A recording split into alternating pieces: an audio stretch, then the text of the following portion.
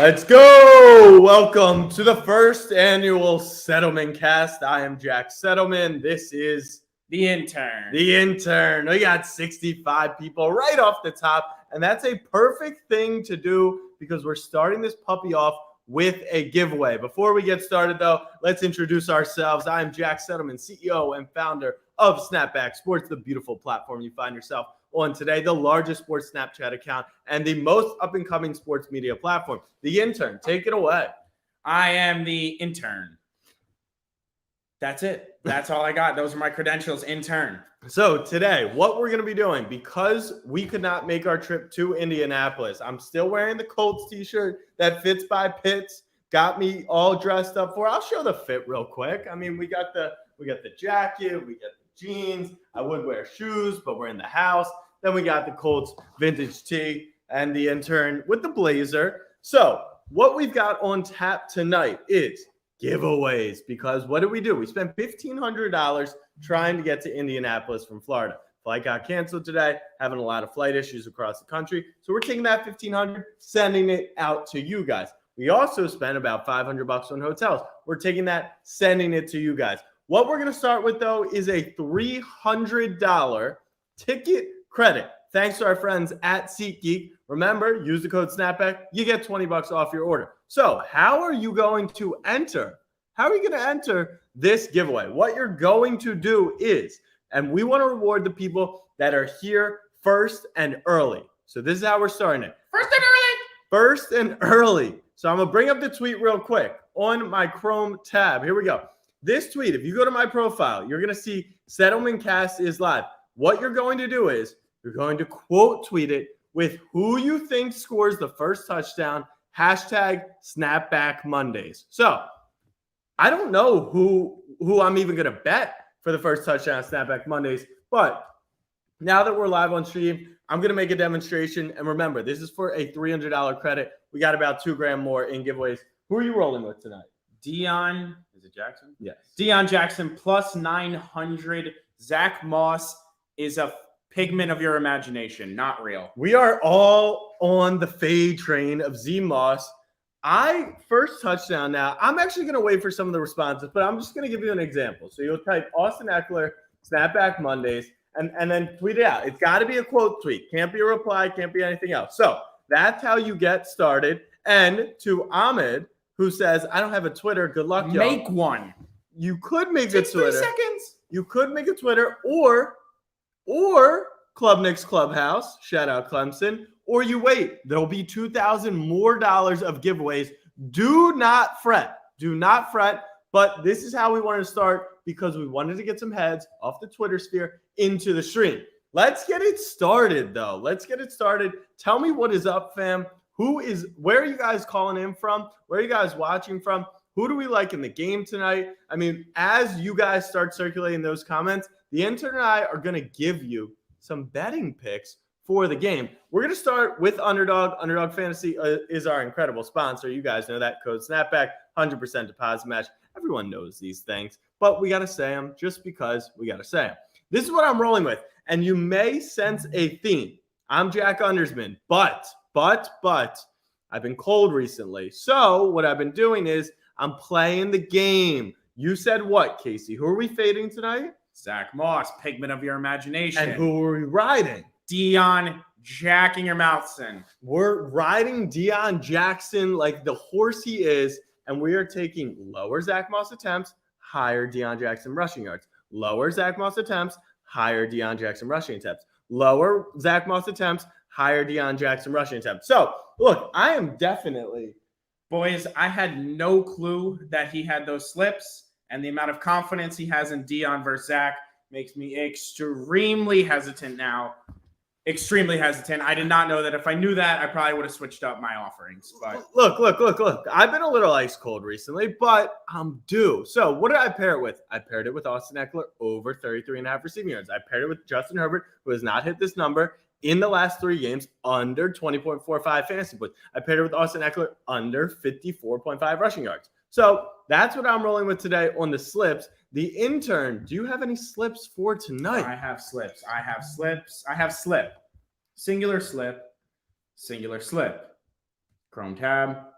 You got to bring up underdog. See, listen. See, I have it on here. Is there any way to get that or no? Just move your tab simply on. Oh, you're on private browser. Look, man, I not on private browser. Not on private browser. The intern is an intern for a reason, because although we prepped for these moments, he still came unprepared because he had to shave, and the shave looks good. So we're all good with that. But he's gonna pull up the slips. He also has some bets. He mentioned Deion Jackson first touchdown plus 900. Chat, I need you to give me some bets. I haven't placed anything. Undersman likes the Colts plus 4. Undersman likes under 44.5.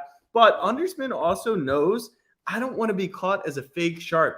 And the Colts stink. And Nick Foles, this isn't 2018. This isn't Super Bowl MVP Nick Foles. This is Nick Foles in 2022, who was the backup to Matt Ryan, who poopy stinks. This is the backup to Sam Ehlinger, who is a great Sammy Heisman quarterback. He is what he is.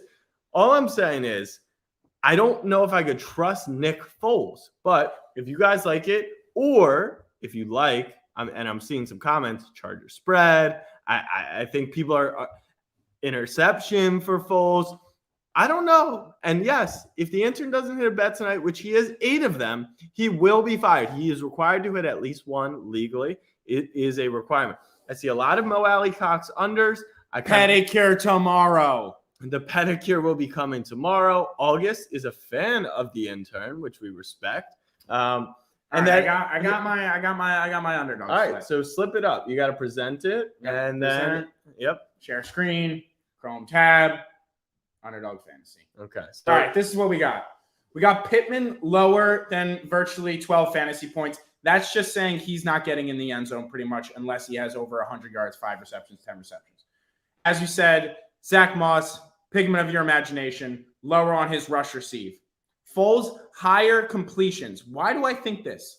Short, intermediate pass game, get him some confidence in his first start, potentially maybe playing from behind. The Chargers are favored. Some late game completions, trying to come back at the end of the game. Deion Jackson, higher than 11.5 receiving yards. I did a little research. The last time Nick Foles started a game, you have to go to last year, the Bears.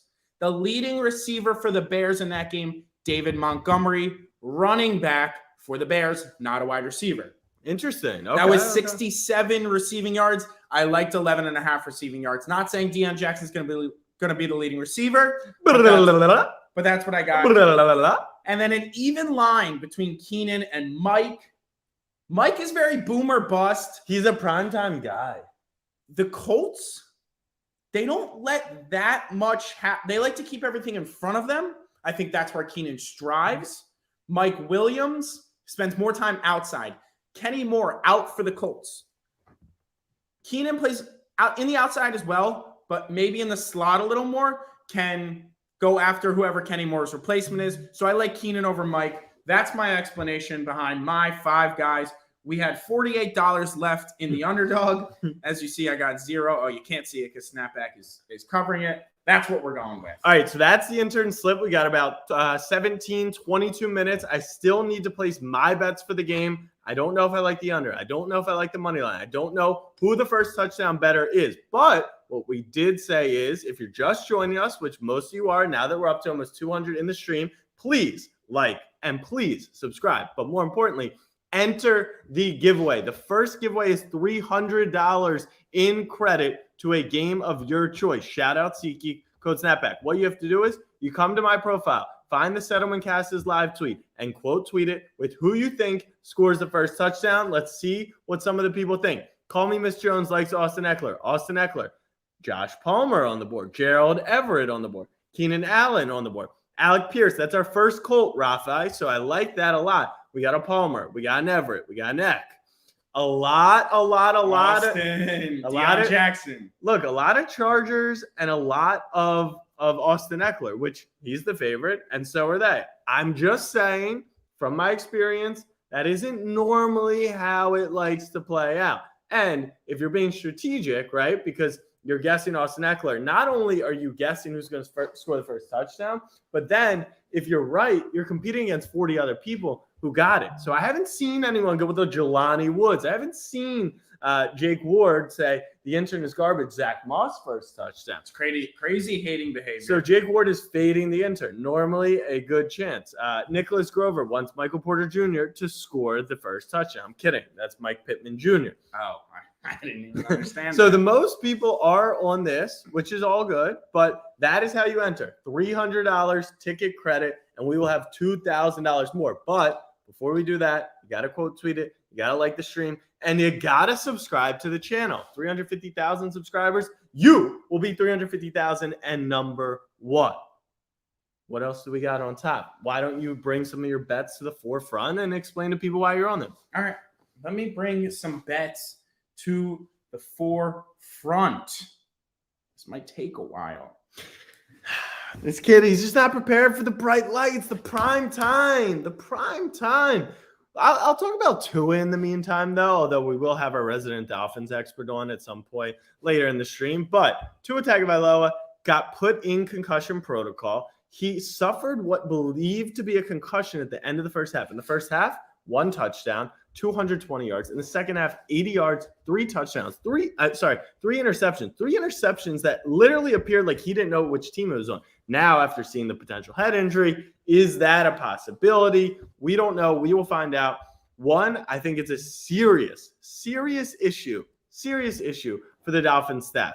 Are they not paying attention? How do they miss something like this? How does Twitter see this and no one else does? Do you have your bets ready to go? All right, my bets. All right, the intern's Monday Night Football card. He was ready, D-Gen, and D-Gen he did. Break it down. All right, the intern 2-teamer. Doesn't go great usually, but everyone's on the over tonight. Low number. Chargers should dominate. Maybe the Colts in a comeback. Not in a comeback. Backdoor cover. They hit the over. Under is sharp. I'm sharp. Under sharp. Cavs money line. Cavs are the wagon. Nets are scorching hot. Do I care? Not at all. Cavs money line under plus 237. That's the intern 2-teamer. Then, as we discussed, we have Deion Jackson first touchdown plus 900. Austin Eckler over receiving yards.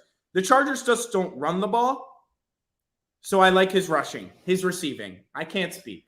So, and yes, thank you, Liam, for pointing this out. Top left corner. The name of our Google Doc is Colts Cuck Stream because we got cucked going to the Colts stream. Would I have liked Casey to keep that private? Probably, but he's the intern once again. So continue on. The number on that is, I don't have it. Like 36.5 is Eckler. Deion Jackson, as we discussed, that's in the underdog, 10.5. I love that over for reasons that I described earlier. Keenan Allen over yards, that is 63.5, but I liked him over Mike better in the underdog, but that's there. Herbert over half pick. He's the social media quarterback. He's going to be all over social media tonight in a primetime game. Why? I just need to go on a quick rant. Why does Justin Herbert get excuses made for him left and right? The goalpost is always moved for Herbert because he threw that deep pass while getting tackled against the Giants at home and social media. He hasn't made the playoffs. He is Keenan Allen and Mike Williams and Austin Eckler. Their defense has been but they have talent. And when you are as good as people say he is, maybe a top 5 quarterback, better than Lamar, you shouldn't get the goalpost moved for you as much as he does. He's overrated. He's overhyped. And he's going to show you that by throwing a pick tonight. I'm on that. Emmanuel Acho does not work for Snapback Sports. He is disguised in the intern's body. By the way, apparently. I'm going to defend Herbert. I'm going to defend Herbert because all the heads were saying, oh, Tua Tagovailoa is as good as Herbert. That was silly. And I was never on Tua. Listen, but Keenan Allen was out. Mike Williams was out this season. Coaching has been miserable while he's been there. I always hear that, and this is year 3, and he's making the playoffs. So the Herbert hate is silly. Yeah, but like, when is it enough? You know, if Lamar, he didn't make it this year, but he is. Exactly. The goalpost continues to get moved. Lamar, you can't pay him. Everyone, he made the playoffs every year. A Lamar, no weapons. No. Like, no. Greg Roman's the worst offensive coordinator. Yes. Thank you, Officer Villains. We are taking the intern off of the company property and bringing in Nathaniel. Let me finish my card. He's Nick smarter. Foles over completions. That's also in the underdog. And then first half Colts, the spread is plus 2.5. That is my only 2-unit play. Ooh, Everything else is a I like that. 1-unit play. I like I that. love the Colts first half. Herbert sucks. Gets going in the second half sometimes. Herbert sucks. First half Colts. First half Colts. Okay. Thank you. That is the intern's betting card. Put your predictions in the chat. How many will he hit? And I'll give you a hint, baby. It's binocular season. Okay, we've got about 10 minutes till game time. If you haven't entered if you have not entered the first giveaway, once again, all you got to do, find my tweet at Jack Settleman. Will there be more giveaways throughout the stream? Obviously, because it's $2,000 more of giveaways to be given away. All you have to do to enter this one, though, and all the giveaways will not be on Twitter. So don't worry. But if you want to enter this one, you tweet it, and you tweet who you think is going to score the first touchdown, hashtag Snapback Mondays. Let's check in on some more guesses. Because it cannot get hotter in this room. It's so hot in this room. Can I excuse myself to go do something about that? Sure. It is so hot. I'm sorry. It's very hot. The intern cannot face the pressure that is the Snapback Settleman cash stream, which I understand because it's really hot. Yes, we will do a YouTube giveaway. We will do a Snap giveaway. Do not worry about it. And I did want to come to Indy, but let's go through who we've got. Jared Everett, first touchdown. DeAndre Carter, Mike Williams, Keenan Allen, Michael Pittman. I want to take 2 players. I want to take a player from the Colts, and I want to take a player from the Chargers. So I'm gonna pull up my. I'm gonna pull up. A little site. Said I'm about to pull up. He's gonna get us demonetized for his incredible singing. Why don't you tell the people what guests may stop by today? Ooh, guess. We still really have no clue.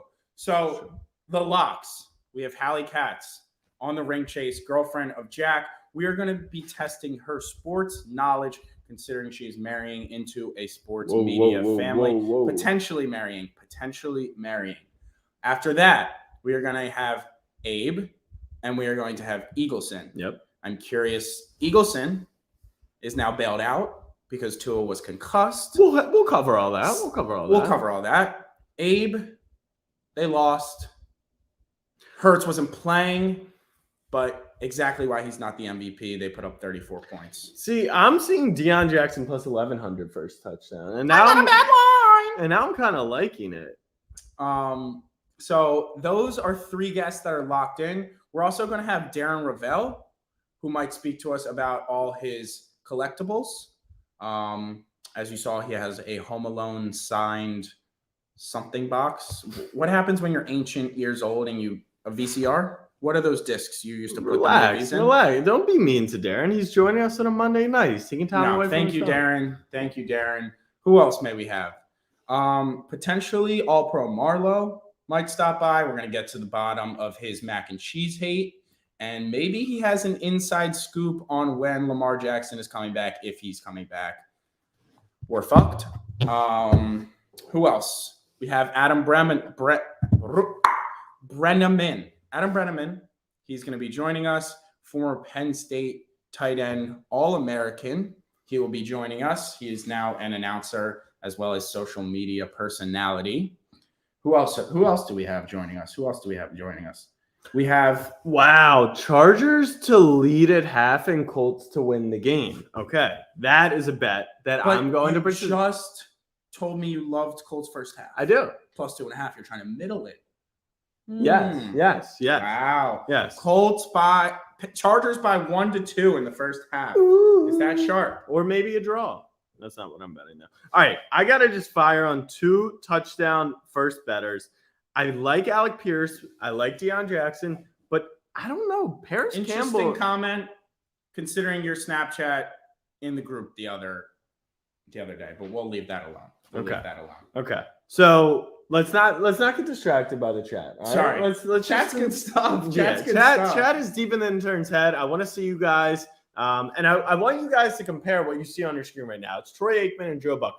Who do you think is better looking? Is it the Settlemans? I shaved. Or is it the Buck and Aikmans? Is it the Buckmans? I think it's the Settlemans. All right.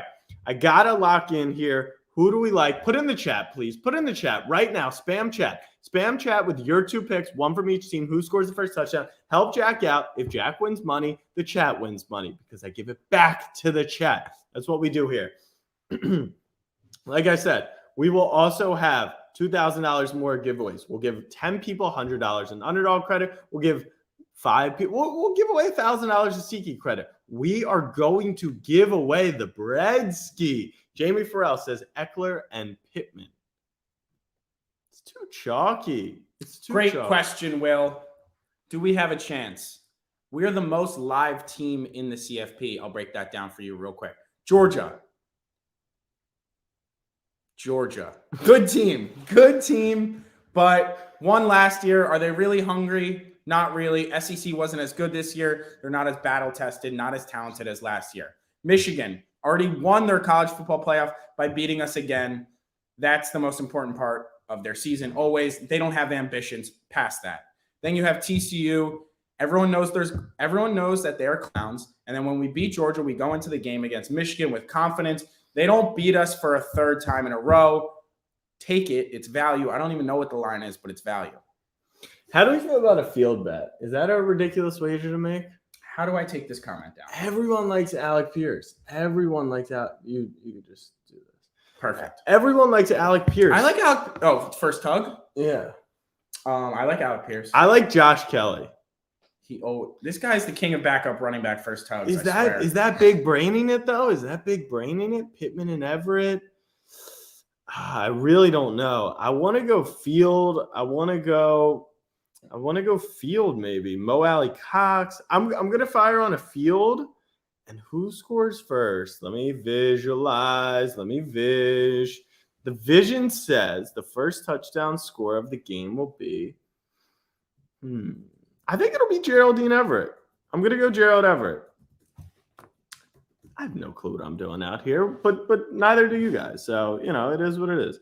All right, I'm locking these in. Line? I've got 3 bets. That's plus 1,100. I got field first touchdown, and I got Chargers to lead a half and Colts to win the game. A little comeback. Nick Foles magic. You see that? All right, we are locked in. Yeah, does 44.5 not seem crazy high for a Colts game? Absolutely it does. I mean, the undersman loves the under in this game. But Justin Herbert, he throws till his arm falls off, He just does. So it makes me nervous to take it. Could be a live op or could not be a live op. But what we've got going on, game about to kick off. We're going to bring in Abe and Eagleson. If you don't listen to Snapback Sports Pod, subscribe wherever you get your podcasts, on Apple Podcasts, on Spotify. We record twice a week on Sundays and Wednesdays, which drops an episode on Mondays and Thursdays. We also record live on YouTube. We talk all things. This guy's spitting. We talk all things sports, but really we like to focus on the big sports like the NFL, like the NBA. But we'll be recording on Wednesday during this incredible holiday break. What are people up to these holidays? What do people do for Christmas? What are the vibes around the league? What's going on? Casey's getting the bet slip so we can track it live on the screen. Christopher Thomas says, I like Herbert over 1.5 passing touchdowns. Do you want to take anything that's not huge plus odds? No. I'm chasing. I'm firing. I'm chasing. Michelle Tafoy is on the screen, and we are ready to go. Look, here's how I feel about missing the game today. In case you didn't see the video we dropped on YouTube earlier, look, we were a little upset because we wanted to fulfill the requirements, but we did everything we could, number one. And number two, we made the effort to go to Indy already. So, did we really want to go to Indy a second time? No, but we would have done it for the content if we had been able to make it. But we weren't. So we'll be at Cincy next week. We will have a super special line over a half yard for Joe Burrow, which is going to be great because that should cash.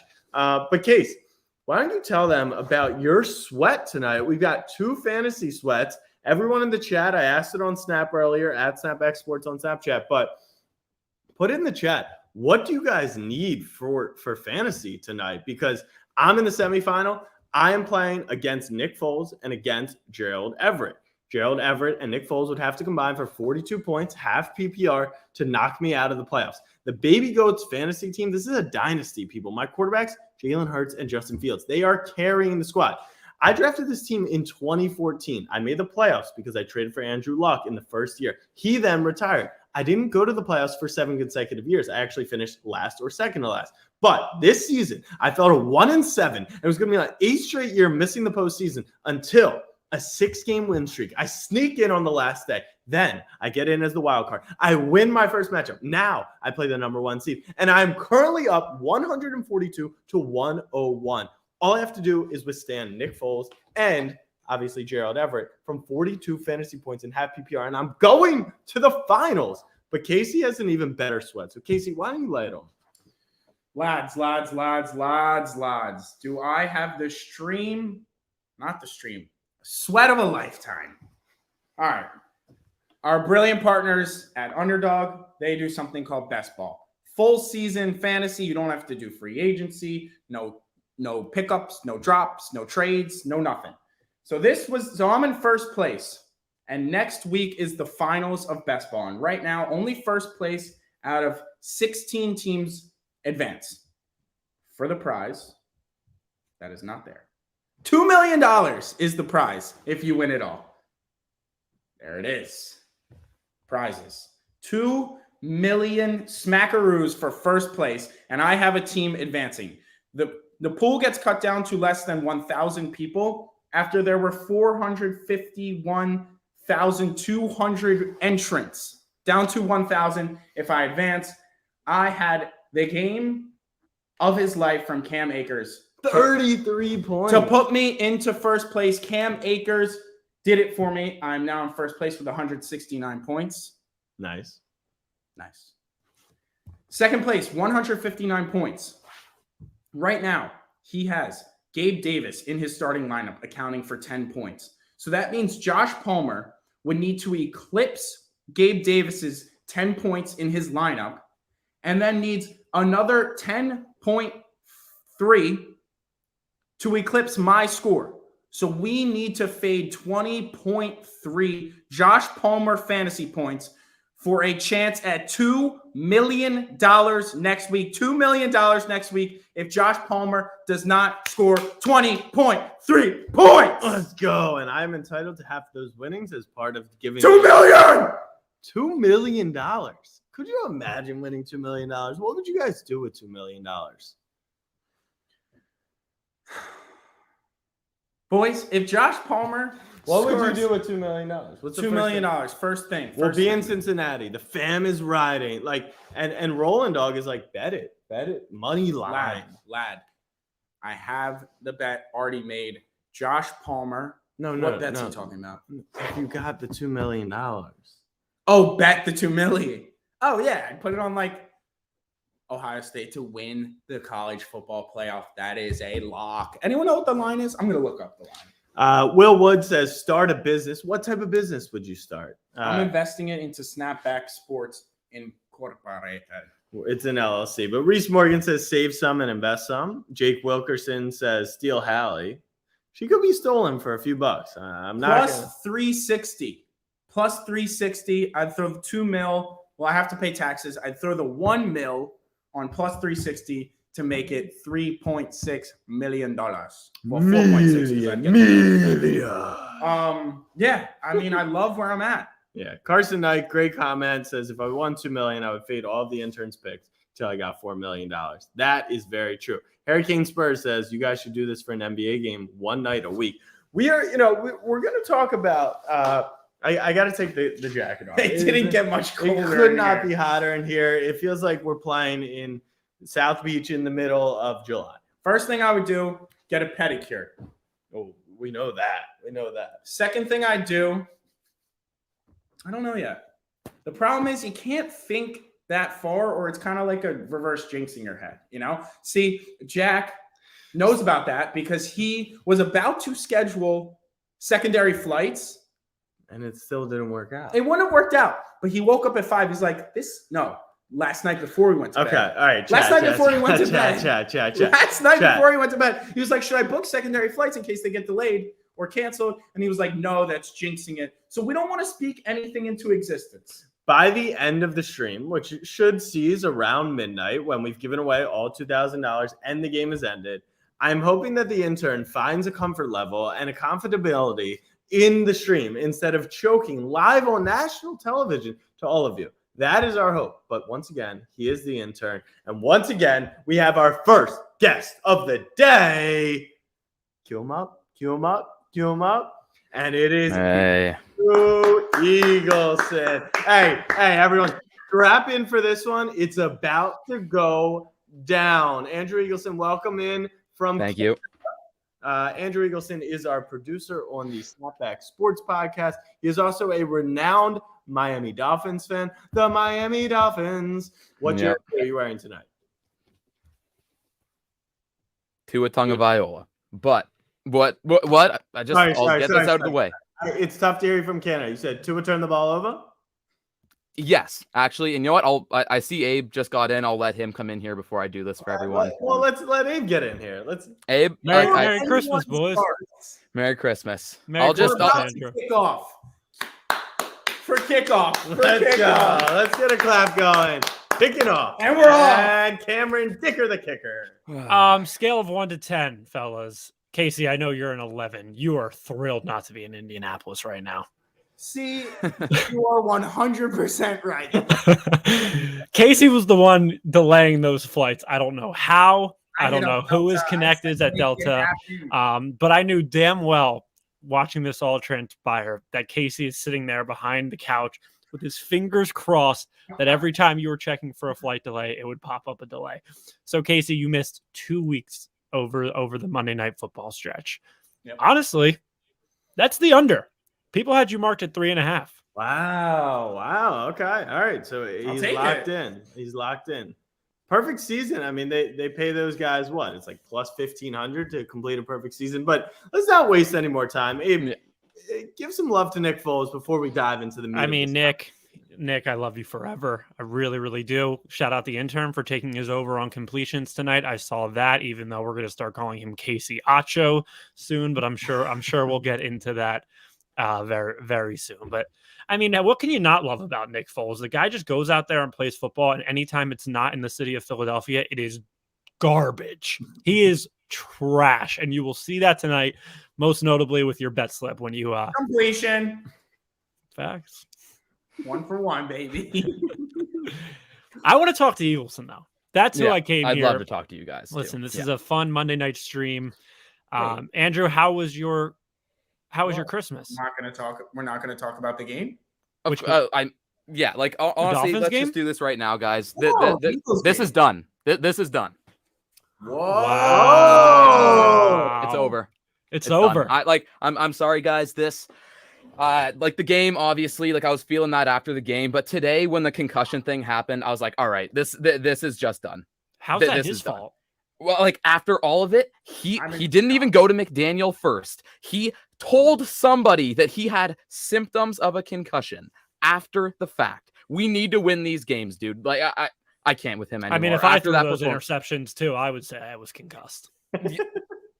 Dude's a pussy. You can't do that. We need to win these games. You're not coming out of that. No one even knew. No one even knew. We need to win these games. After that, you can't pull out you just can't do it. You're done. You're done. Wow. Wait. But you are calling him soft, but he played through a concussion. And then came out afterwards, didn't talk to McDaniel, talked to somebody else, reported himself that he had symptoms, and pulled himself out of the rest of the season after that performance. You can't do that and be the franchise guy. You can't. He's done. This is wild to me, Jack, because we've been talking for a while, whatever happens in this stretch, some people, I don't know who, some people liked the Dolphins to miss the playoffs at plus 700 back on Thanksgiving. There were some people out there, I don't know who, but this is wild to me considering that Eagleson was banging the wall on, listen, if it doesn't happen this year, it doesn't happen. What matters right now is going into the playoffs and getting Tua the experience that he needed in the playoffs. But for him, not even have Dolphina in the room, first off, crime number one. Crime number one. But for him to just bail on the guy like that, this was your sweet prince for a guy that was undefeated in games that he started, finished, and won. I rode for this guy for so long, and after that performance, after these last stretch of games, before the season, we knew these stretch of games, this will tell us what we need to know about this guy and this team, and they lost every single game. Every single one. Every single one. Not a singular win. Not a singular goddamn win. So it doesn't matter. We've had his third Thanksgiving plate. The Dolphins have not been victorious. You're out on Tua. You're out. I'm sorry. He's not the guy. He goes That into is not the Arrowhead guy. wild card weekend and steals a win, and you're still out on Tua. I don't think that's going to happen. That's No not going to happen. No shit. So it doesn't matter. All right. I'm not burning. Burn it. But Yeah, Tyler says burn the jersey. Are you willing to Burn take it. that step? Burn it. possibly. DeForest. Oh. Why can't I watch this game live on this stream? I talked to my boy Raj, and he was just like, "Yo, just like let ESPN rock with it, and you guys, No. what's going on over Hey there?" Raj, how about no? Just throw it on the suit jacket with you guys. A little colder over here. I can handle it. If you were the GM of the Dolphins, what would you do? I would. Maybe I would try trade. and get a quarterback. I would try and trade Tua, so you can get something for him, so he doesn't just walk. Oh, you could get Zach Wilson. No, not Zach Wilson. We at might all. give you. You can get Garner. Believe it or not, I've thought about that, but I've talked myself out of it because that's not obviously an down. answer. I don't know where to go from this. I could use some guidance maybe from you guys as elders. Well, here's the thing. You know that you've never seen even a fluid ounce of success in your fandom over the course of your life when you're bailing on your guy. He used the word, "I've been defending this guy for so long." You've been defending him for 6 weeks. 6 weeks. I was defending Carson Wentz for 2 years looking like an idiot. I built this shit. Carson Wentz also had like an MVP season and didn't blow games this like year. this. He half a year maybe. Tua was undefeated of an in MVP games season. that he started, finished, and won. I know. I know this is coming. I deserve this too. I understand, but I don't know where the Dolphins should go. Like, I know there's veteran quarterbacks that are going to be available. Do I really want Jimmy G? No. Like, I don't know where to go. I don't know. Jimmy G in Miami, you can all kiss your girlfriends goodbye. Yeah. I don't know. I really Mac don't Jones know, guys. or Tua? Oh my God. Both so bad. They're both terrible. Nah, Mac's worse. It's Tua. Mac we're talking shit and garbage here, boys. Yeah, all right. Let's talk 2 games left in the season. Dolphins position. Who would you take? Mac Jones or Tua? Kill myself. I don't. It doesn't matter. All right. Honesty. Tom Brady. Good answer. Tom Brady. Okay. Aaron Rodgers or Tua? Aaron Rodgers. Okay. Geno Kyler Smith or Murray Tua? Geno fucking Smith. Well, Geno's been great, and he's not ready back. Yeah. What about Kirk How low Cousins? can we go? How low can we Give go? me Kirk. Give me Kirk all day. Danny Dimes. Like at this point, sure. Give me Danny Dimes over Tua. This feels like personal, very personal. After that third pick, I was going to lose my goddamn mind. But here's the thing. This isn't what I was expecting. I was expecting Eagleson to get on here and run with the concussion thing. Yeah, 100%. That is how you defend your guys. You find an ounce of something that on was Twitter the straw that broke the spin. camel's back for me. I How thought do you about blame the spin. Tua No. for that and not the organization? Nothing. That is strictly all him. 100%. He made that decision to come forward and mention his symptoms. Again, if I played as dog shit as Tua will always, then I would do the same thing. How can and then he's a coward and not our franchise quarterback. I can't knock him on that one. Can we get into a different franchise quarterback? Sure. So let's talk about what happened with the Cowboys and Eagles. Sure. What do you want to talk about? I heard your little pregame rant thinking that you knew what I was going to come on here and say, and you said that's why Jalen Hurts isn't the MVP. You are genuinely. I saw your text. I'm genuinely. Oh, you didn't respond. You didn't respond. No, I didn't say dumber. I said one of the stupider people that this earth has to offer, and it's an indictment on the person sitting next to you for employing. It's actually like, Jack, you should get like some type of like PPP loan from the government for employing someone so stupid as Casey Settleman. And you said Jalen Hurts is not the MVP. And you want to, yeah, sure. Can you explain why they put up 34 points with Gardner. Casey Parsons now? We put up 34 points against a dog shit team. You want me to say, yeah, because we're stacked? Like, if you are not giving Jalen Hurts the MVP because Howie Roseman built a solid 52-man roster around him, you're a freaking idiot. Why don't you tell me why I don't think that makes me an idiot. I know it makes you an idiot. So you can think all you want. What is the name of the award? Most valuable player. So why is Patrick Mahomes the most valuable player? The exact situation. If you take Mahomes out of that situation and put in their backup quarterback, they don't put up the same. Oh, really? Because they weren't playoff bound and won the division and had all the success with Alex Smith before Patrick Mahomes got there. When Tyreek Hill was out for 4 games, Patrick Mahomes wasn't a stud. What are we talking about? 7 years ago? We're talking about the Andy Reid system. If you want to talk about how Howie Roseman built a team around him, then play the same cards for Patrick Mahomes. I don't even care about the MVP. I'm trying to win a Super Bowl. I'm not talking about that team that had Tyreek Hill. He now doesn't have Tyreek Hill and is continuing. And when he didn't have Tyreek before, he was doing the same shit. When who didn't have Tyreek? When Tyreek Hill was out in Kansas City, Mahomes' numbers were gaudy. Because he's the best. He is the best. He's the best quarterback in football. He's the best. Valuable. Why is he more valuable? After that game that he's the most valuable, then you're biased. Then how was Tua not the MVP? Because when he was undefeated, he was undefeated in games that he started and finished. He just started. You're just dumb. So what do you want to talk about the Cowboy game? What do you want to talk about the Cowboy game? No, that's all. I just think that solidified everyone's notion of why Mahomes is the MVP over Hurts. That's all. Hurts is second most valuable. Jalen Hurts plays in that exact game on Sunday against the Cowboys the way it went down. Did the Eagles win that football game? Yeah, they do. Because Gardner Minshew, we lost because we shot ourselves in the foot. We lost more than the Cowboys won that game. You give up a 3rd and 30. Gardner has the botched snap. Gardner has the 2 interceptions. Granted, Quez Watkins should have made a play on the ball. But if Jalen Hurts plays that game, we probably win that game. And it doesn't even matter that we lost that game. You're playing with house money. If you're saying it's the defense who couldn't get a stop the 3rd and 30, then it's not the defense. Gardner did what he needed to do to win the game. The same way Hurts done what he needed to do to win the game. For sure, but Gardner's a bunch of mistakes, which is why he's the backup, is a big part of why we lost that game. The turnovers, which is what the Eagles have been not doing the entire year. Yeah, I think it goes Mahomes, Justin Jefferson, Hurts for most valuable player. Oh, you're genuinely new to this whole football thing? No. You're new. No, it's a quarterback award. No, I understand it's or a running back in 20. I understand it's a quarterback award. That doesn't mean that it's right. Sure. Yeah. Rarely are these awards right, and I think we're not here picking straws for the MVP. The award is tailored to.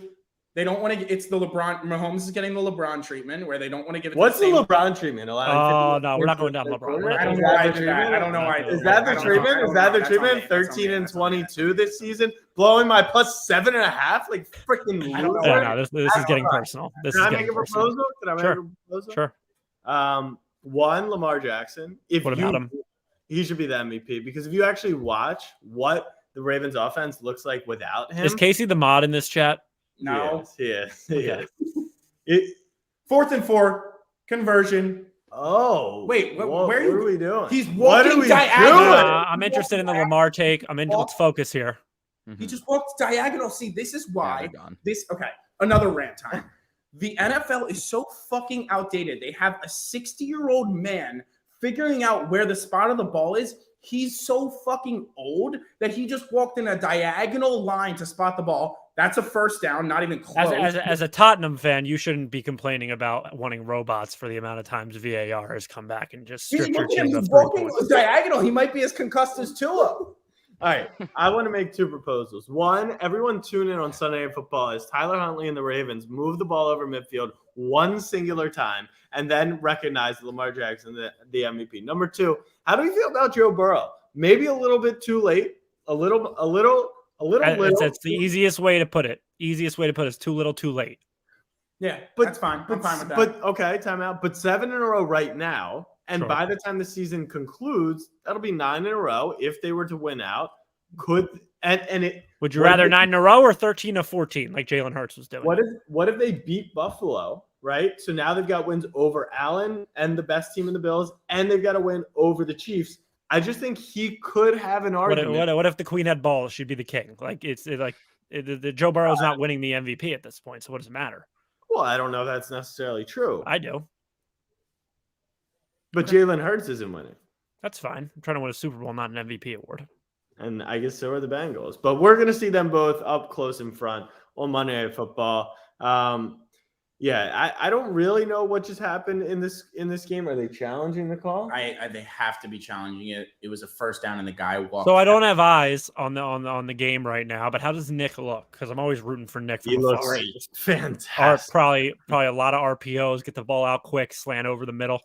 Yeah, no RPOs. Yes and no. No RPOs. Zach Moss does have 3 carries. Deion Jackson has 3 snaps. What you did not include in your pregame analysis of Nick Foles is the fact that Frank Reich is back with Nick. Right. This was who Frank won a Super Bowl. Well, oh shit, Frank got fired like 2 months ago. The ghost of Frank Reich is with Nick Foles. I'm gonna call a timeout. On that. I caught myself educated on a topic. Dude, you're wearing a Hanes t-shirt with a suit jacket. Don't talk about education. This is a snapback exclusive, brother. Yeah, that color needs work. Anyways, when he deflects onto the clothing choices that he's in a bad place, and that's fine. I'm in a bad place. Your team is 9-6 fighting for its life. Not a record. Once again, I'm educated. 10-5 haven't been 10-5. Congratulations. Throw a parade. Yeah, so you didn't really give us your take on the Eagles-Cowboys game. My take on the Eagles-Cowboys game was, listen, you're playing with house money during that game, right? I kind of went into that game at a point and thought we were going to win with Gardner, with the talk that they were talking smack. Gardner's playing with really nothing to lose. Gardner's playing to try and find a job elsewhere after this year.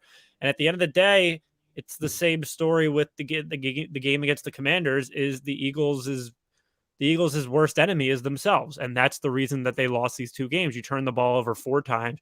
You have 3rd and 30. Jonathan Gannon with this scheme on that 3rd and 30 is actually some of the little red flags that we've been seeing throughout the year with Jonathan Gannon. When he's good, he's great, but when he's bad, he's bad. And that was that soft zone coverage we saw with Darius Slay. If you make them punt the ball away, you get the clock down to 3 minutes and something, and you're at least setting yourself up to go to overtime. At the end of the day, it doesn't matter that Gardner played, doesn't matter that Jalen played. As the game transpired into the 4th quarter, the Eagles had a chance to win the game. And that's all that really mattered at that point. Listen, would you have wanted, the biggest loss isn't the fact that you lost the Cowboys, it's the fact that you had to run those guys out there again, and you have to next week. And now we're out with Lane's out the last 2 weeks. Looks like, based off what they were saying, Lane should be back in the playoffs, whereas Avonte Maddox, I don't think that's the case. I think his season's probably done with. Not as big as a loss. The Eagles have been playing without Maddox for a good portion of the year. But listen, handle your business against New Orleans on Sunday. You don't want to push this to week 17 where you have to beat the Giants to get the 1 seed. Handle your business against a bad New Orleans team. If Jalen is good to go on Sunday physically, and if Howie Roseman and Jeffrey Lurie, because I think the call comes from up there with this type of situation rather than just Hurts and Sirianni. Because if you leave it just up to Hurts is going to fucking play in that game. Like he doesn't care. If Jalen's ready to go physically, mentally, he won't put himself in harm's way for the future, then you let him play. You need to win this game on Sunday. You don't want to push to week 17. With that being said, if he doesn't play, don't think anyone thinks Gardner Minshew can't win this game. I think even with Gardner playing in week 16 or 17 against the Saints, I think the Eagles still have a good chance of winning. But at the end of the day, the biggest loss is Nick Foles, ladies and gentlemen. So Jeff threw a 90-yard touchdown and won the Super Bowl? Jeff Saturday challenged the call, won the call. 1 play later, they run play action, and he throws the ball, just lobs it in the air for an interception. So shout out to the chat who did like Nick Foles over a half interception. Maybe it's time to look into Sam Ehlinger. I'm just saying, give the guy a chance. But Abe, I would retort back with maybe just one position, which is, what's the explanation for allowing 40 points to the Cowboys? Does that raise any level of concern? Because I know you're not in the business of which wins matter. You just put wins in the win column. But there's proof in the pudding when you say, who have the Eagles faced this season, right? They faced Dallas with their backup quarterback. Their toughest game maybe comes in week 1 in a game they struggled at least to defend Jared Goff and that high-flying Detroit offense. And look, the Ravens have faced Mitch I mean, you sound idiotic, and like I get what you're going with, but like to say that the Lions was the best one of the season, beat the Vikings the next week, but have 3 teams in our division that are going to make the playoffs.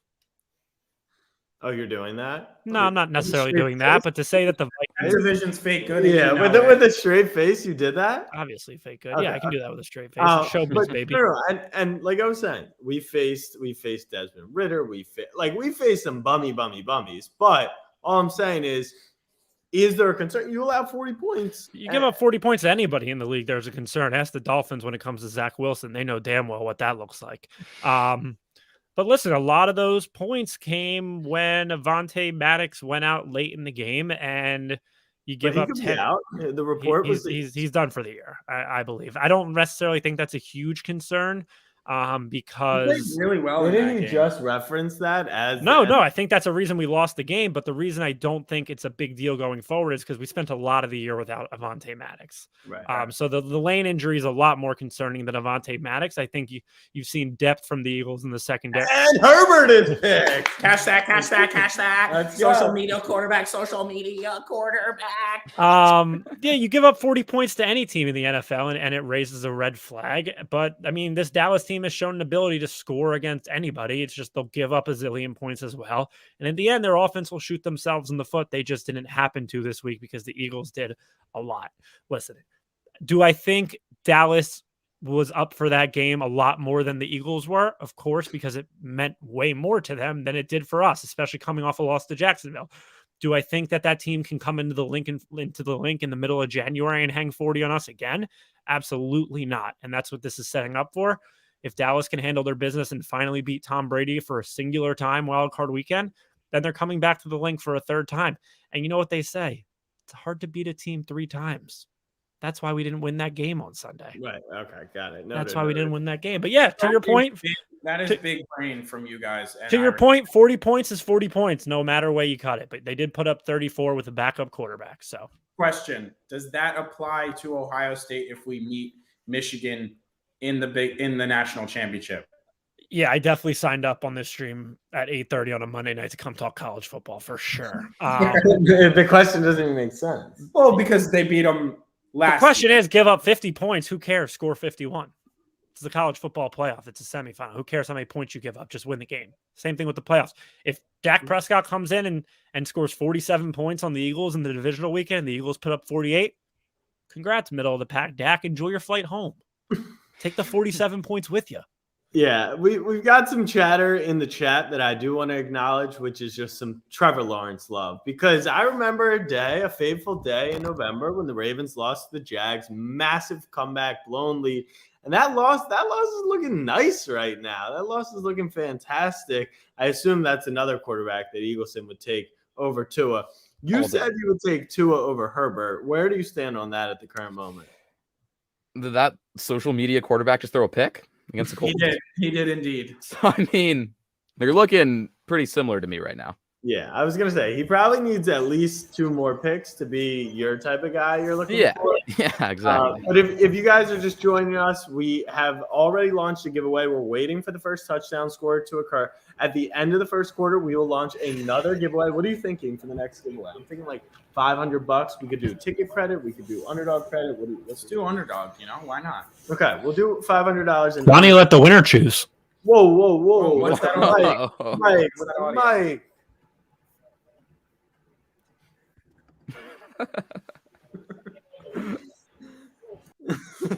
All right.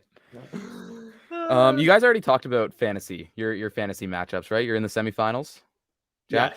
Yes. I would like to say that I needed 3 points from DeAndre Hopkins. Oh my God. I was in the semifinals. I needed 3 points from DeAndre Hopkins. That's brutal. That is got nothing. That was very tough. Completion. Yeah. Absolutely smacked in the semifinals over here. Yeah. Oh, really? Smacked. No matter. Didn't I tell you that was going to happen? Because your team was dog water. I knew that my team was dog water. But right when Lamar went down, this team got a jolt of energy in the locker room and made a playoff push and looked like they had what it took and then laid an egg. As everyone always says, when it comes playoff time, you need Lamar Jackson. I didn't need him in the first round. You needed him in the second. That's where he thrives. Quite the opposite. Well, there was a statement in a comment about how, what the Ravens do is losing in the first round of the playoffs. I just want everyone to understand the Ravens have lost one playoff game in the first round since 2005. So someone elaborate that comment for me. I didn't make that comment. Okay. But losing the first round is not what the Ravens do, or it is? They usually just lose. It doesn't matter. It's first or second round. Got it. Okay. Yeah. All right, cool. I mean, Lamar's what, 1-3? Yeah, he's 1-3. And Hurts is 0-1. Oh, and yeah. Okay. Cool. Yeah. Tua is undefeated, in fairness. Yeah, true. He has not been defeated in the playoffs and simultaneously defeated. So when you take Deion Jackson to have over 7.5 rushing attempts, and he has 0, and they're not even looking to hand him the ball, what would you say that is? He's probably got a FanDuel account or Underdog account or something. Yeah, he's in the game, but they put it. Dude, the Chargers have the worst run defense in the league, pretty much, besides the Eagles without Jordan Davis, and they've only run the ball 4 times in this game. You are so ignorant. Why? You just talk. What is that other than a completion, but minus 10 yards? Deion Jackson just caught a negative 9-yard reception. That is going to be really tough to overcome. I cannot emphasize how difficult that You know why sports wagering, gambling responsibly over 18, I think it's 18, maybe it's 21, is the best? You guys are going to be on here for 4 hours trying to somehow make content out of a Colts Chargers December 26th game. Correct. Credit to you. Credit to the sports gambling industry. Credit to Underdog, because that is not easy to do. You're watching Nick Foles and Justin Herbert, which, Casey, I think you're out of bounds on that as well, for 4 straight hours on a Monday night. Do you want to? I'm just curious to get other perspectives.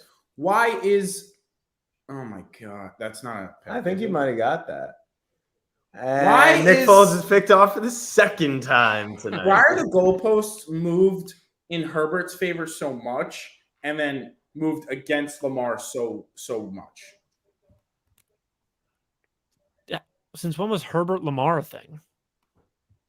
No, I'm just saying everyone makes excuses about why Herbert. You sound desperate. Like, oh, talk about my quarterback, please. No. I'm asking, why is it Herbert can, Herbert will, because this, that, and the other, and we don't have to worry? And why is Lamar can't and Lamar won't, based off of what his body of work is? It just this is very contradictory coming from a LeBron guy. It really is. If you're comparing, because in my mind, it's use your eyes when you watch Justin Herbert. Look at the uniform that he's sporting and the team that he wears. The Chargers will charger 1,000% of the time.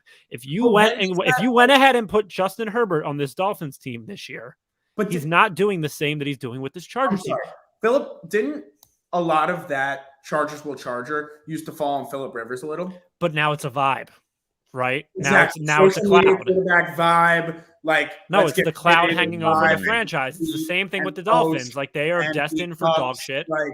I just don't. Rivers, the people that are grasping for straws. Good looking, and he played in the Pac-12. Listen, you can go ahead and argue that there are maybe 8 quarterbacks better than Justin Herbert in the NFL, and that would, or 8 to 10, and that would probably be a stretch.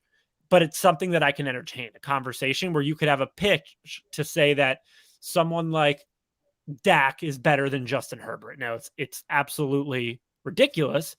But the thing is, with Justin Herbert, it's like the people that are picking at him for just like trying to put him down as being bad, you're assholes. Whoa. He's a good quarter. I never said that. Nobody talks about Justin Herbert. Wildly overhyped. People love putting them in their top 5, in their top 3. Like, that is facts. Want to get audacious. Like, what has he done to deserve that plaudits? I'm not saying he has. I'm not saying he has done that, but I think there are way too many people out there, and it seems like it came up this year with Casey and Acho out on the streets. I was first to it, by the way. That's not something to pump your chest about. That are just now trying to not only pin Herbert against another person, but just go for Herbert alone, and you just end up looking like an asshole because anyone with 2 eyes can notice that Justin Herbert is unbelievable at football. Once again, it's not a Justin Herbert's bad. It's a Justin Herbert's overhyped and gets undeserving credit. You've got to consume different content. You control the algorithm, brother. I consume content. I know, and you control your algorithm. It's just like politics. You see what you want to see. And the only and then Acho gets slated because Herbert has one good game. Acho gets slated because he's dying at the stake for this guy named Tua. Okay, Abe. Where do you put? Do you put Herbert in your top 10 quarterbacks? Top 5? Yeah, where do you have him then? For sure. Where? Top 10. I'm not a list guy, but if we're just throwing names out there, Mahomes, Allen, Hurts, Burrow. I think those are Lamar over Herbert. I think those 5 are probably, you can't really argue. And then some would argue Hurts and Herbert. And some would argue Lamar, but I threw him in there because I'm trying to be nice on the stream. So shut up and let me talk. Yes, okay. And then I think anyone can easily put him at 6, right? I think is the number I was at, and you can't really argue it. Or you can say that somebody like Dak should be up there, or Kirk, or any of these other like when they're at their best and everything's great around them, they look like a top 5 guy, top 3 guy, like Kirk Cousins and everything. But when you take a step back and things are against them, it's Kirk Cousins. Well, I think the rankings have changed a lot from beginning of the season and to now. Because they do. Like, remember when the Dolphins won the Super Bowl in week 2, and now they want to. Because Rodgers and Brady were always slotted in. But now I don't even know, like, if in a vacuum this season, where do you even put a Rodgers or a Brady? Can I ask Rodgers in the playoffs? Probably. I think that's how this is going. Question.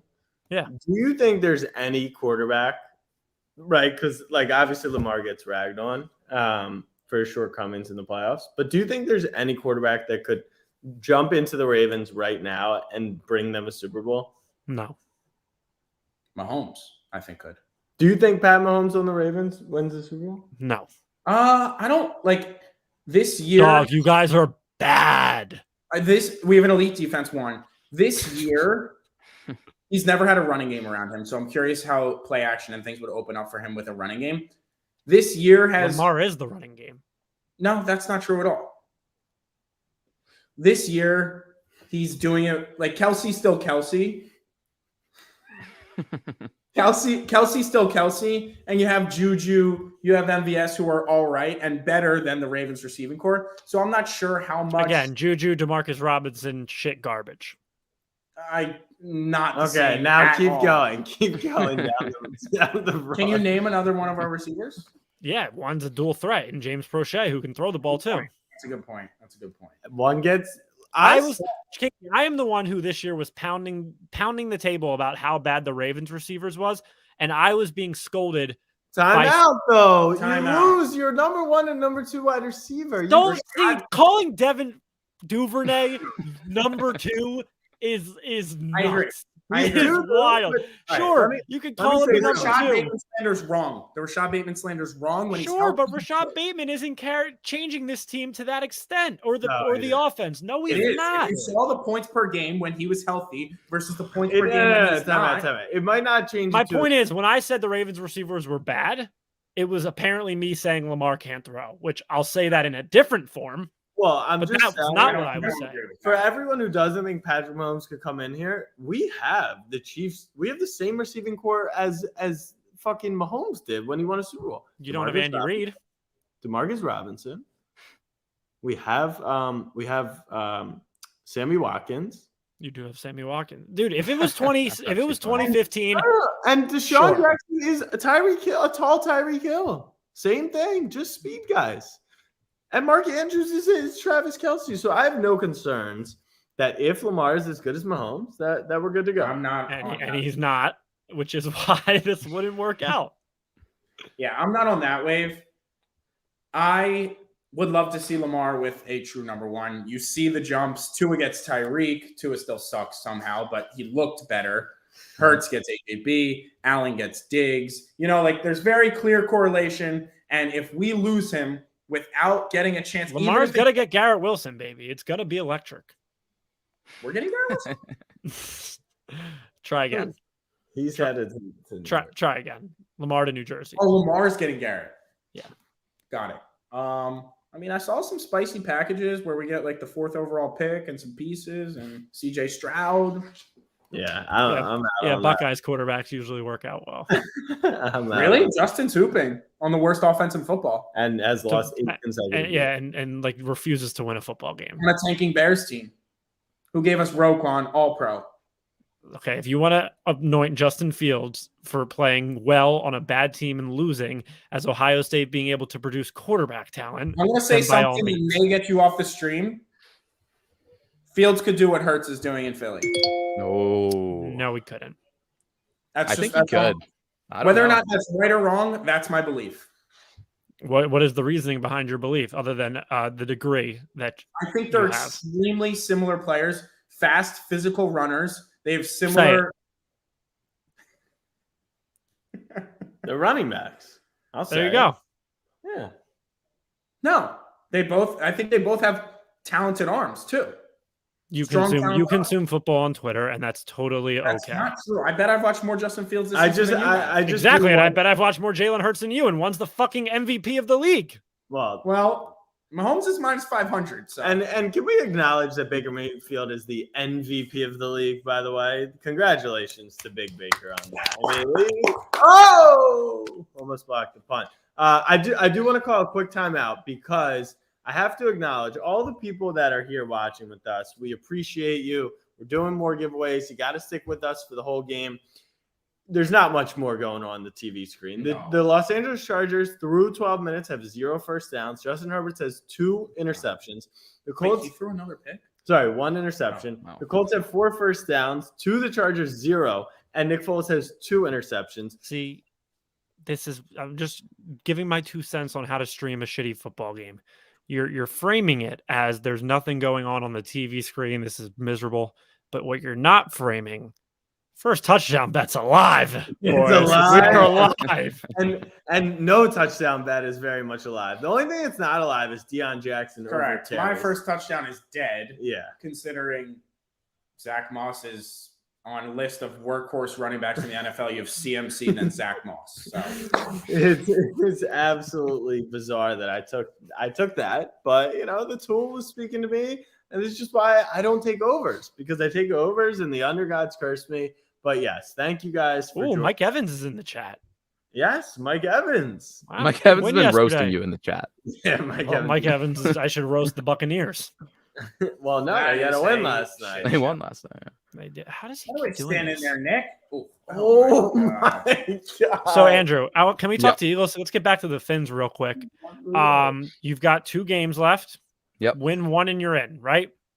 Pretty much with a Jets loss, yeah. Okay. Mike White's back.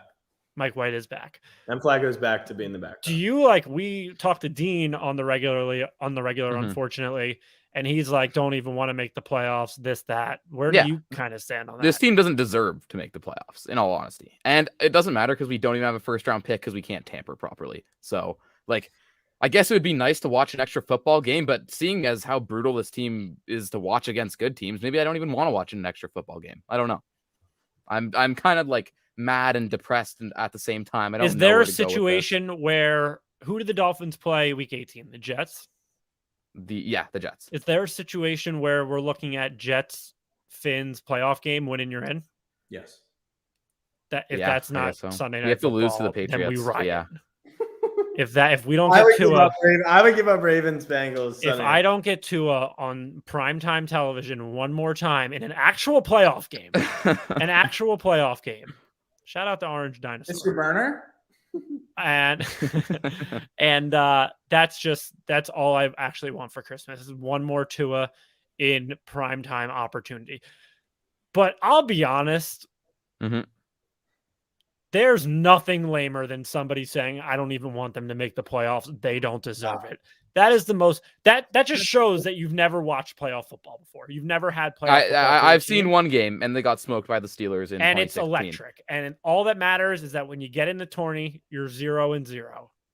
You are 0-0 like everybody else in the tourney, except 2 teams that have a bye. One happens to be the best team in the league and play in Philadelphia. But other than that, you're pretty much all equal. And for you to say I don't want to experience that is some of the sorriest shit ever, and just shows how little playoff success you've seen in your life. And at this point, how do you want me to disagree with that? They haven't made the playoffs. Of course, I haven't seen any. Yeah, you still want to get in. It's not the NBA playoffs where you got to watch your team losing 4 to Giannis and get actually embarrassed. Yeah, sure, of course, I would like to see a playoff game. I'm just mad right now. Like, we don't have a franchise quarterback. I don't really know what to do or with draft myself. Picks. And we don't have a first round pick in all this anyway. Or cap space. Cap space. It's a bad. Yeah, Bradley Chubb was a really good get. Yeah, 5 months ago, Skylar Thompson was the future, and a month ago, the Dolphins were the 1 seed, and now they have no picks, they have no future, and they have no cash. All right, just to reiterate this game, tonight's drives: 3-and-out punt, 3-and-out punt, interception, 3-and-out punt, 3-and-out punt. That's tough. That is. But Eagleson, what I'm saying is, you got people in the chat like Chase Calloway and Matthew McCoy who are trying to pound the table on. Look at the before concussion stats. Look at him. The guy couldn't tell his left from his right. He threw a dot on that play for all he knew. And it wasn't a dot. This guy has proven that he can't play when the game is life important. On the line for you. He can't. What more do you want from a franchise quarterback? To win the goddamn game. Listen, it's hard when you're seeing 8 rims. Ask LeBron. And if you're going to get hurt every time LeBron didn't have an excuse. I don't want you either. LeBron won a ring when he couldn't even see the rim. I don't know what to say. Lamar coming to Miami. That's all. Wow. That actually could happen. But that would realistically, is Lamar leaving? Do you guys actually believe that's going to happen? Because I think that would be one of the stupidest things in the world. If you stay long enough, you'll get the answer from teammate Marlon Humphrey later on tonight. Nice. All right, you do not have the balls to ask Marlo if Lamar's walking. No, I do not. That brings us to the conclusion of the first quarter. It's 0-0. We're going to go run our underdog givey. We appreciate your guys' times. Go Saints. Go Patriots. And I'll talk to you fellas on Wednesday. No plug for the pod. No subscribe to the pod. I already plugged that. Like and subscribe. Much love. Peace. All right, here we go. At the end of the first quarter, no touchdown score, so the $300 ticket giveaway has not occurred yet. We'll be bringing on another guest, Mr. ScoMo, Scott Morgan himself, the GOAT Madden Twitch streamer. He'll be popping on in just a couple minutes. But first, let me take a selfie. How should we give this away? $500 in underdog credit. I'm thinking 2 people win $250. I think let's give them something to play with. Love it. More winners, more fun, more happiness. Let's go. Let's eat. Okay, so what are you thinking? How should we do this? What do you guys think in the comments? We're always for the fam. What do you think the best way to give away this credit is? Because we've got our Twitter giveaway going on right now with the first one, which might not happen. So real quick, as you guys put that in the chat, we do have someone streaming in live.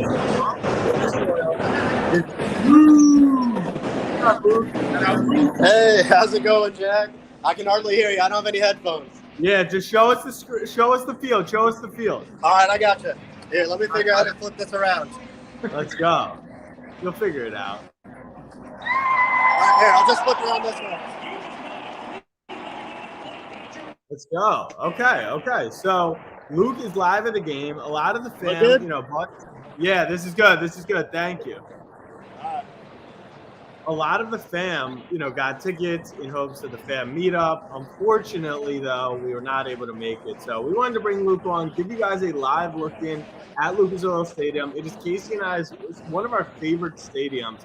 My new favorite from Snapback Mondays is Lambeau, personally, but Lucas Oil is fantastic. Top three. What do you love about Lucas Oil? It's warm, and we went when it was cold. Mm-hmm.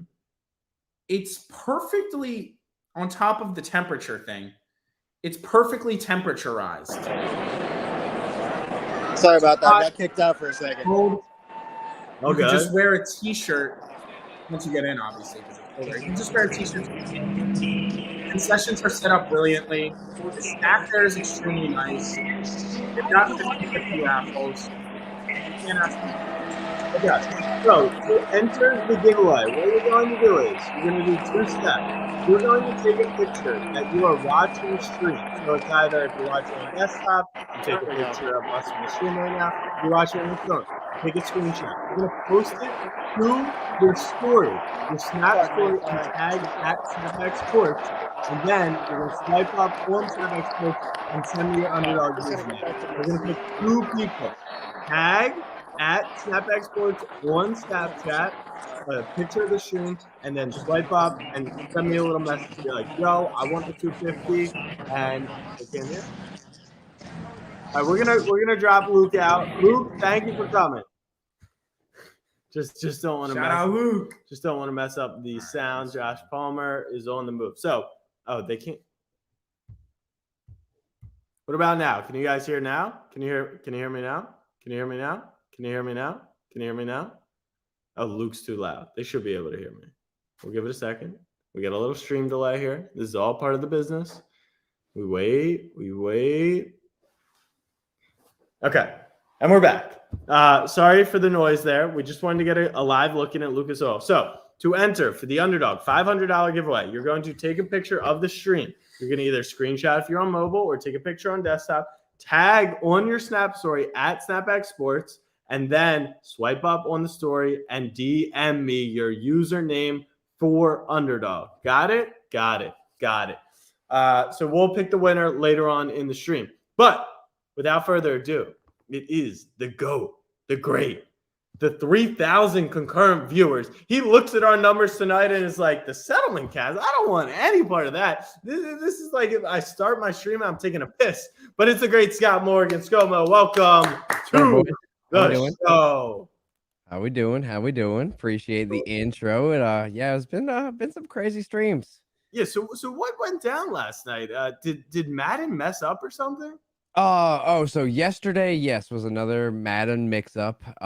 It was so basically for the last 6-7 years, the biggest part of the year is always December, which is like zero chill, which is like they're culminating the season, getting to like the close to the end game cards, right? Because towards the Super Bowl, the game kind of starts dying off after the Super Bowl and that kind of stuff, obviously. So always the history of Madden, like there's 3-4 weeks of just tons of good content. And it always kind of culminates on Christmas with all these presents opening.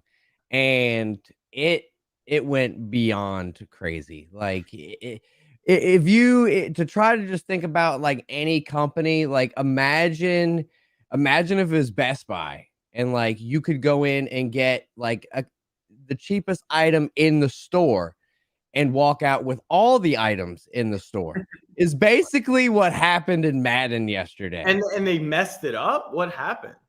So first they mislabeled everything. So to try so everyone can understand it, let's just say you were supposed to have 2 special things and 500 of these really small things. They gave us 500 of the special things and 2 of the really, really small things. And it was just absolutely madness for about 2 hours. And I've during this part they juiced up Twitch a little bit by incentivizing the viewers when they come and watch the stream. They get a little free in-game pack and stuff like that, which accumulates to about 3 pennies. It was EA so generous. Okay. Yeah, I don't like all the Herbert slander, first of all, that I've been listening to. I agree. Okay. I'm all you see is Giants jerseys back here, but I got a Herbert signed one right off the screen. Why? I'm a big Herbert fan. I always thought he was going to be the next guy. I think he's going to be the next guy. But no, the numbers have been crazy. Streams have been a lot of fun. My number one stream before the last few days was like 3,700. I hit 33,000 viewers like a few times, and I've never hit 4,000. And the other day we hit 5,000. It was just like I literally went from 3,000 to 5,000, obviously with all the issues, and then Christmas, and when everyone's home and the business, holidays, and everyone's like, oh, why are you working? Well, everyone's home. That's like when everyone can watch the most. So I capitalize. My family's always been great, and they know like They like Thanksgiving, Christmas, all the big holidays. Everyone just comes here. I run upstairs, I eat, I say hi to everyone. I just run back downstairs and I'm like, I got thousands of people downstairs. We're all just chilling because like everyone else is at their house, at the relative's house, at the grandma's house, that kind of stuff. So they don't have their normal surroundings. So, they can watch Twitch, to kind of link back into, what they, enjoy when they're at grandma's house kind of during Christmas and stuff. 100%. All right. Well, for those who are watching along with us, I know you've got the game up. The Chargers are down to the goal line. They are, I believe, 3rd and 1 from the 3. Now, they've had red zone problems all season. So first touchdown here is definitely not a lock, but you don't have a Chargers first touchdown bet. I've got Gerald Everett.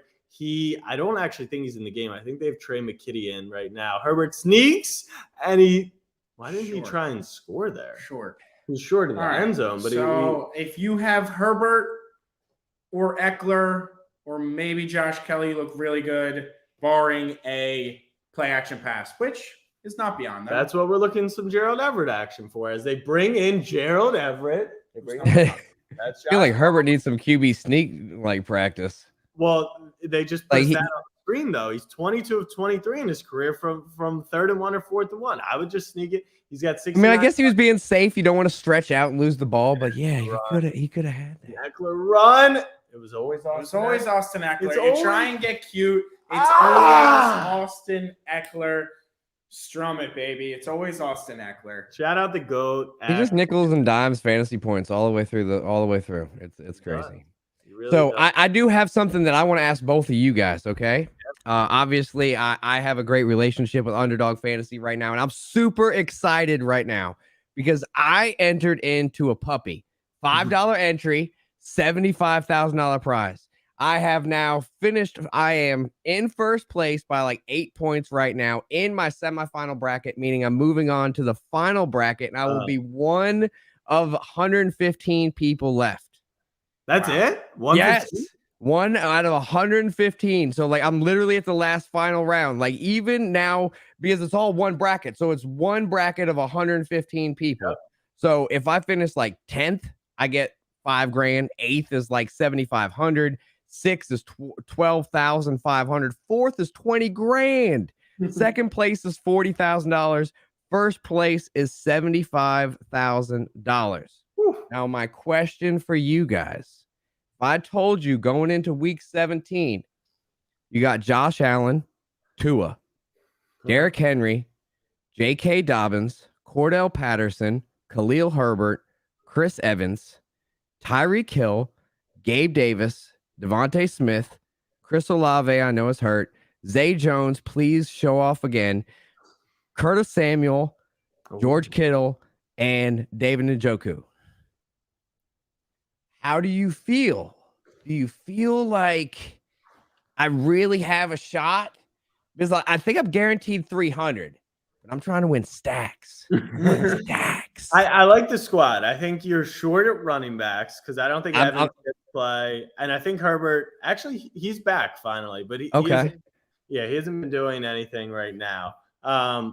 But Casey actually has a team in the Best Ball Mania 3 final if Josh Palmer doesn't score 2 touchdowns tonight. So his first prize could be $2 million. $2 million. How many people are left in the final round of the Best Ball? I think it's 1,100. So he's definitely got a steeper competition. Gonna need more to go down, but just the sweat for $2 million. Now the first question that I have for someone like you, that when I see that and I hear that, how many entries did you have, sir? We like to call it a max enter. And what was that? 100? 150 entries down to 1 qualifying through. But Jack didn't get one through. Oh, whoa. You don't Whoa. We didn't ask those questions. Great friend of the program and maybe the most content I consumed in the offseason, Pete Overzet, I don't think advanced a team. So I couldn't be happier compared to other people who max entered, and having a sweat for $2 million is literally all you can ask for. So when you're in the final round with 1,000, whatever it is left, what is your guaranteed right now? What are you sitting at to bring home? I think 700, something like that, 25 into 700. So the ROI is not there, but Right. But I think it's like 10 through 50 win like 10 racks. So if you finish top 50, the top 2% of the you're final, at least getting like so like okay. you're getting You got a chance to at least. My team. So I have a sweat even before the sweat begins because I have Nick Chubb. Okay. And I'm very short at running back. I did a fragile running back build. My 4 running backs, Saquon, Chubb, Akers, who obviously got me through, and then Chris Evans, who's not going to play. So I literally have 3 running backs. Well, hold on a second. Yeah, I got Saquon on the phone. He's going to actually score, what was that? 4 touchdowns for you, actually. So the Giants are going to actually lock up the playoffs for you and then, make sure that you get enough points. I appreciate it. That's my homie. Yeah, that's very kind from Saquon. Yes. But yeah, I mean, Nick Chubb has been injured all season, has that foot problem, and they are officially eliminated from playoff contention. So will Chubb go? I don't know if he doesn't.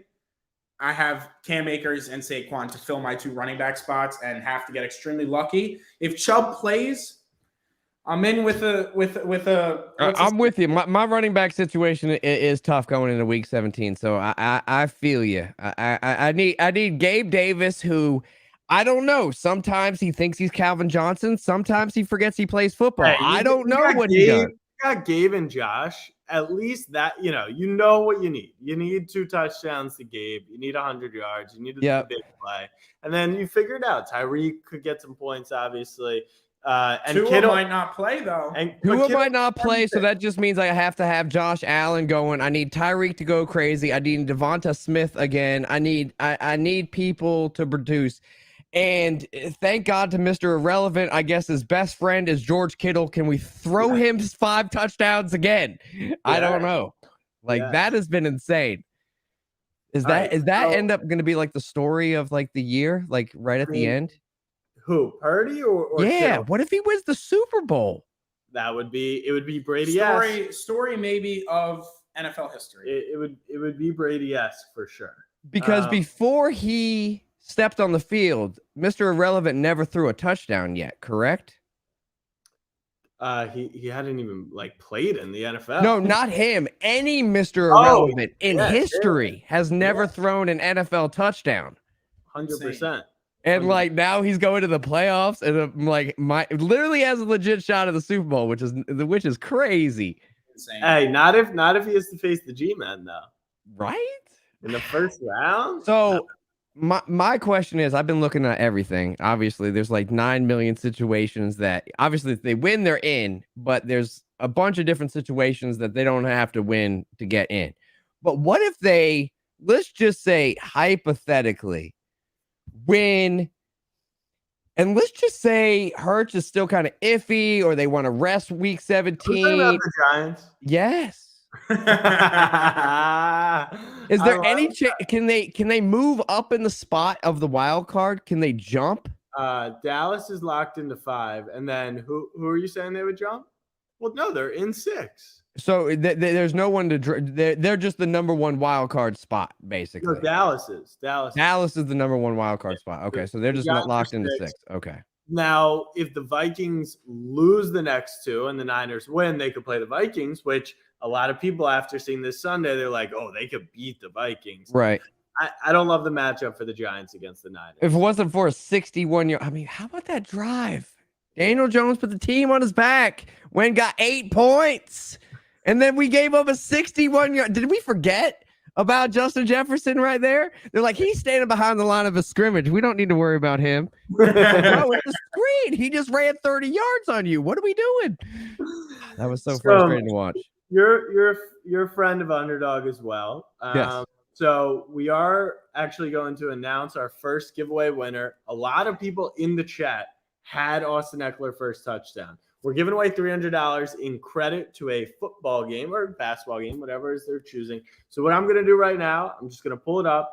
And because I can't randomize it, I'm going to reward the people who were first to the stream. So the first person I see who had Austin Eckler first touchdown is going to win $300.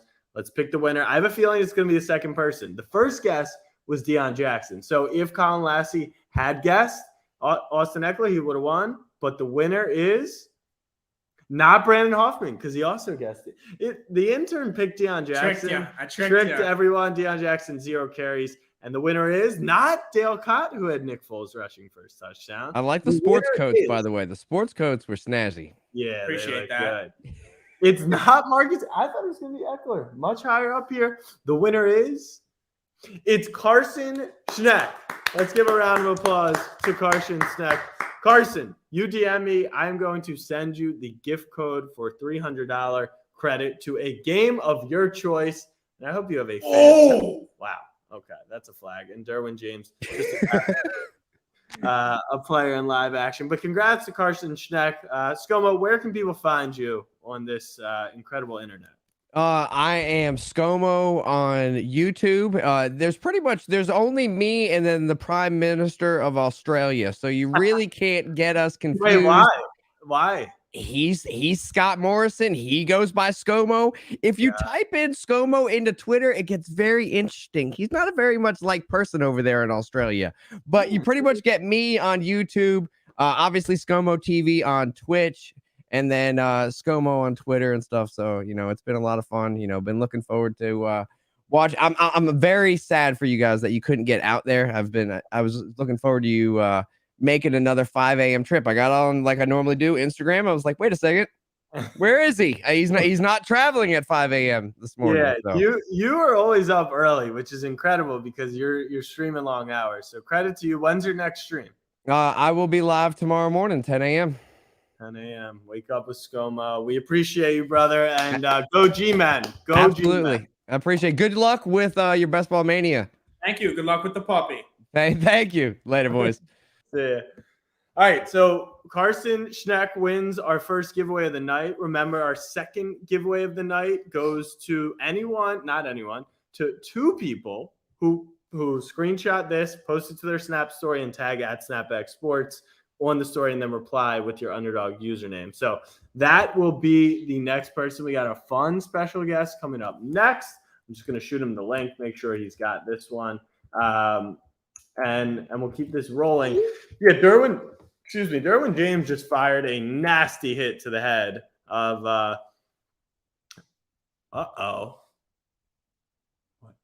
I thought that was Ellinger. I don't know why, but Nick Foles is still in. And it looks like Deion Jackson maybe got hurt because he hasn't played.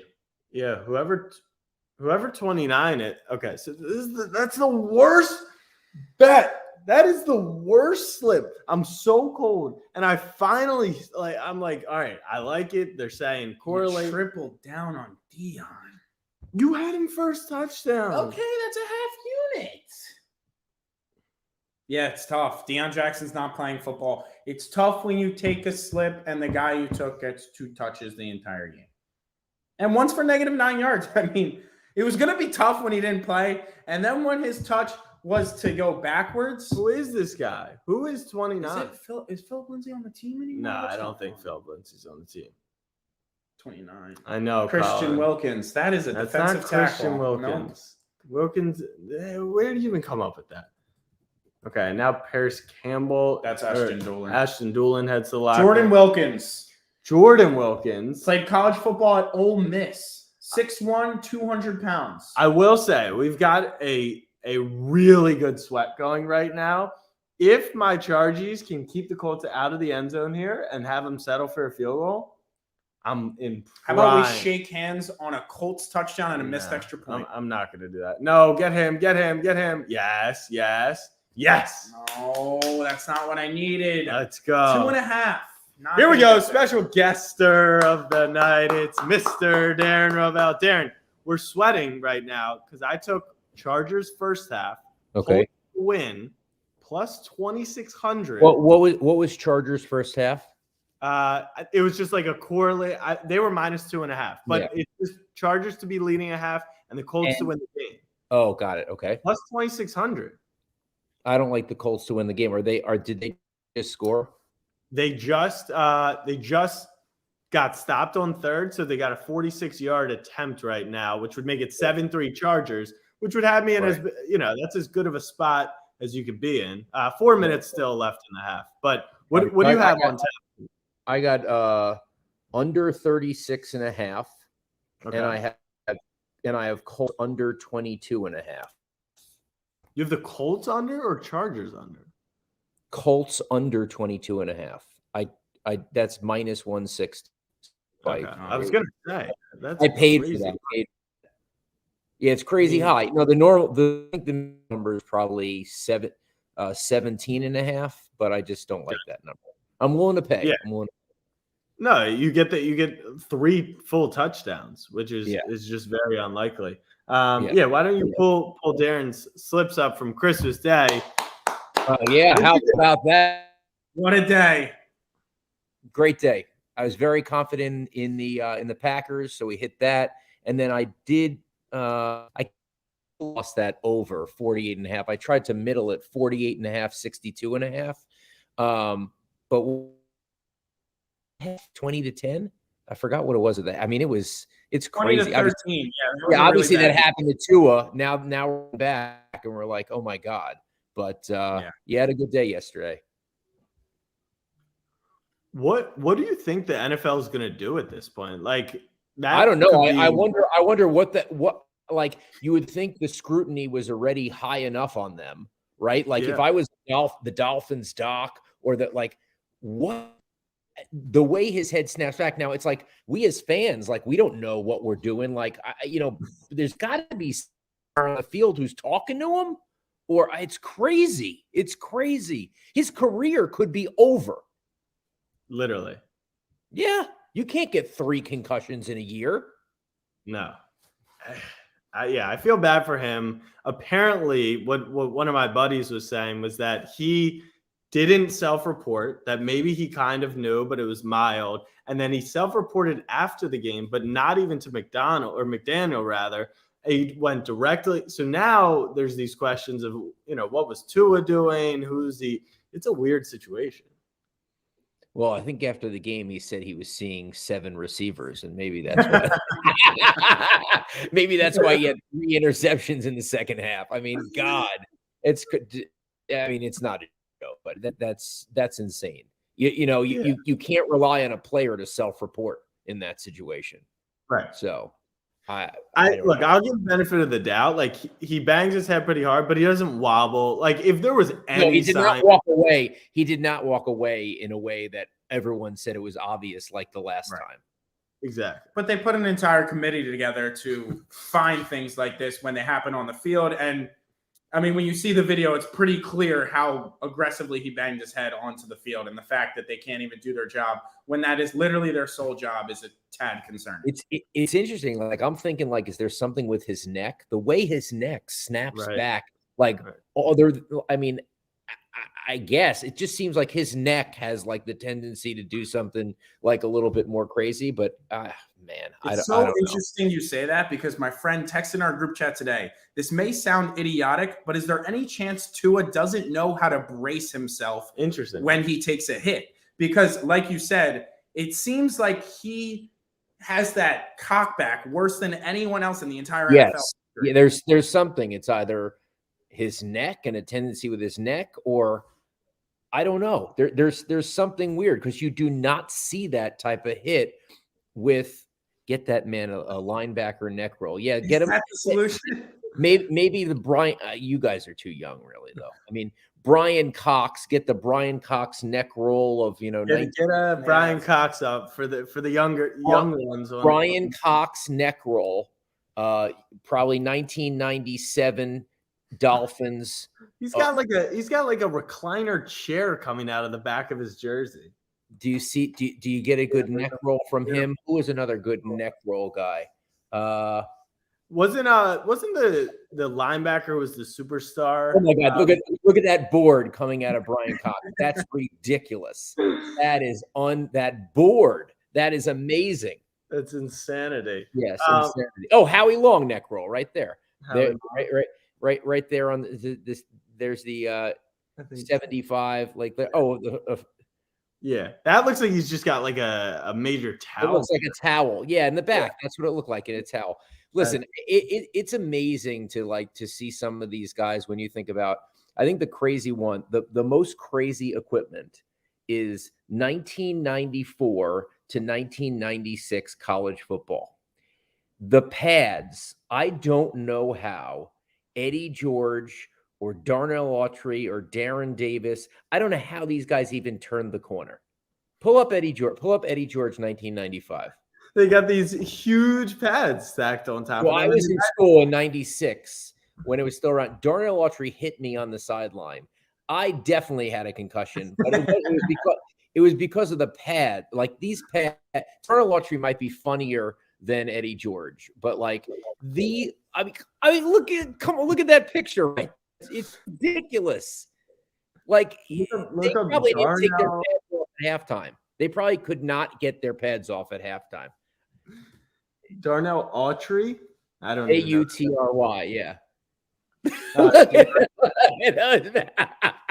I mean, it's ridiculous. It's ridiculous. Yep. Yeah. But D, you cover the most interesting stories in sports, which is why you can obviously make reference to Darnell Autry's pad height. Yeah. One that I don't know if it's been covered enough because it's an international sport. It happened in Qatar, the World Cup. But Salt Bae received a lot of criticism for his actions. As he should. Agreed. But he's the most, he has gained so much attention from that and just from social media in general. He built a restaurant empire. Do you know what the story is on what? Well, it's incredible. The cost for the steak that you pay for him to slice it up and go like that. I mean, it's like you're paying like a crazy premium for it, right? But he's Turkish, right? He's not Argentinian. Yes. Turkish, so like, right. What is that? Like, he doesn't deserve to be on the field. Like Argentina steak, the gauchos, okay, but like you're Turkish. You don't deserve to be on the. And I love how Messi blew him off. It's just so weird. Like, who let him on the field? Well, that's the interesting part is obviously FIFA is historically corrupt. And then all these pictures of Gianni Infantino, the new FIFA president, right. at 5 of his different restaurants. And everyone's like, this is the problem. That's hilarious. FIFA continues to be the problem. That is hilarious. What are you doing? Does anyone even know? Have you ever eaten? Like, have you done your investigative journalism and gone? I actually have not eaten there, but I like a whatever. It's like, what is it? Like a 46-ounce porterhouse. It's like $425 there. People have like their knives in their locker room. It's too pretentious, even for me, which is saying a lot. That's crazy. All right, so I figured this is actually we're I think maybe 2-minute warning. Chargers are driving maybe in field goal range soon to make it 10-3 going into half. Okay. But I have another question for you. As we talked about you doing your extensive research, I feel like this is right up your alley. Are you aware of any player incentives in their contracts going into the last week of the season that you're looking to capitalize on some props? See, I don't really touch the props that much, but I do think that in general, I just think I'm like a under guy. Life is too short to lose money. Yeah, I don't do the props, but I will tell you, it is fascinating over the years to see the guys that get the I feel like my guy JJ Watt found out about his sack like when he had like 3 sacks in that game. Like someone before him before the game might have said, "Hey, you might have forgot about an incentive here." I think it's real funny, and like there are arguments in the huddle, and like people know, like it's pretty crazy. Like the end, like imagine like, "Hey, well, yeah, let's wave off this call. I'll scratch you back when I get my." Like they're scratching for $500,000. Yeah, can you imagine? There are some great stories about guys who in week 17, 18, got $1 million from something. Sometimes it's playing time. What was the one? There was one where it was like the quarterback had to play 50% of the plays and he paid 49.8 or something like that. That was a recent one. Like it's like the team obviously knows, The most notable that comes to mind is recently Brady with Gronk. And right. Brady making sure that Gronk got on the field in those last couple plays, which is obviously amazing from Brady. Yeah, we think how is Tom going to come back next year? I mean, I feel like he's bored now. I mean, has to now. I don't know, but I don't know. I mean, it's like, I mean, after the off the field decisions he's made, I feel like he has to come back. FTX. What's the worst of them? FTX or Giselle? What's the worst decision there? What about the worst botch? I mean, it's gotta be Keenan Allen just tiptoe for a 50-yard touchdown, maybe. Jesus Christ, that's not good. Yeah, that's not what we wanted for the under. Yeah, I'm not. Ugh, that's gonna be tough. I don't think the Colts can. I don't think the Colts can score, Jack. I'm sorry. Right. So you've got your under 22 or 21.5. I'm good there. But do you kind of continue going down that route and hope, Chargers no clock, or you let this one roll? I'm gonna look. I'll look at where the live under right now is 36. 30. What happened? I want to. Oh, he's out there. He might be. I think he's going to be out of bounds. Out of bounds where? Probably 20 or the 10. Yeah. 20 or the 10. All right. Okay. Yeah. So it's 36.5 now. All right. Yeah, I don't know. I tend to. I don't think the Colts can score. So what was the one where I took? On the Rams. On the Rams, I took the Rams like when they were up. I might have taken 13.5 or 17.5. I don't know. I might take the Chargers here at 10.5. I don't think they can score. Right. You're just saying they're just like the Colts could be stuck at 6 points for the game, and LA will score over. But I'm not comfortable with 10. I would probably buy back to 10.5. The Colts. Let's see here. We're at pick your own. Let's see here. And you're pretty much a live better to the 85% live. Yeah. And which is consistent among like European betting, right? The majority of action. But that's what's weird, like because soccer is like, how is that a great live bet sport? It's horrible. Like not unless you're going to do correct score, which I nailed. It's horrible unless you can see Kylian Mbappe's ready to score twice in 2 minutes. Yes, I didn't even bet that final game. I was just so confused. I was so convinced Argentina was going to win. I was ready to place one of my biggest bets ever. And what I'm actually 9 minutes. I was like, I always wait, and they scored fairly. Well, they didn't score super early, but Argentina dominated. So they went from -110 to -160. And I was like, they're dominating, but 0-0. I'm not going to lay the juice. And so what's a sizable bet? $10,000? No. This is just going to be a couple grand. Okay, that's still a sizable bet. Yeah. I bet a lot, but I don't usually bet more than $1,000. Exactly. Yeah, this was going to be the big World Cup bet, and then they're up 2-0, and I'm like, I should have done it, and then that happens. And so I actually got a better number going into extra time after all the craziness. That's amazing. But then they scored in extra time. I'm like, all right, I won. Then they did it was a roller coaster. No one could be happy. Oh my God, that game was. Thank God I didn't have anything on that game. What do we got now? First and goal at the 9, or is it? You can get a stop here. I mean, the Chargers are notoriously bad in the red zone, so you stand up unless they're within 1 yard, and then Eckler is right. Exactly. But Darren, I want to ask one last question before we let you go. You hit what is my favorite futures bet of all time, which was the Northwestern Big Ten Championship. You played that perfectly as well with your little deal or no deal.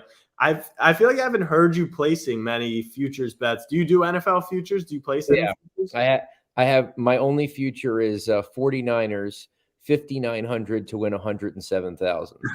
So. When was that placed? I placed that. I want to say Jimmy or Brock? I think it was placed the day after Trey Lance got hurt. So you're a Jimmy. I was like Jimmy. I was like Jimmy G's even better. I got it at 16 to 1. Wow. And I was like, great.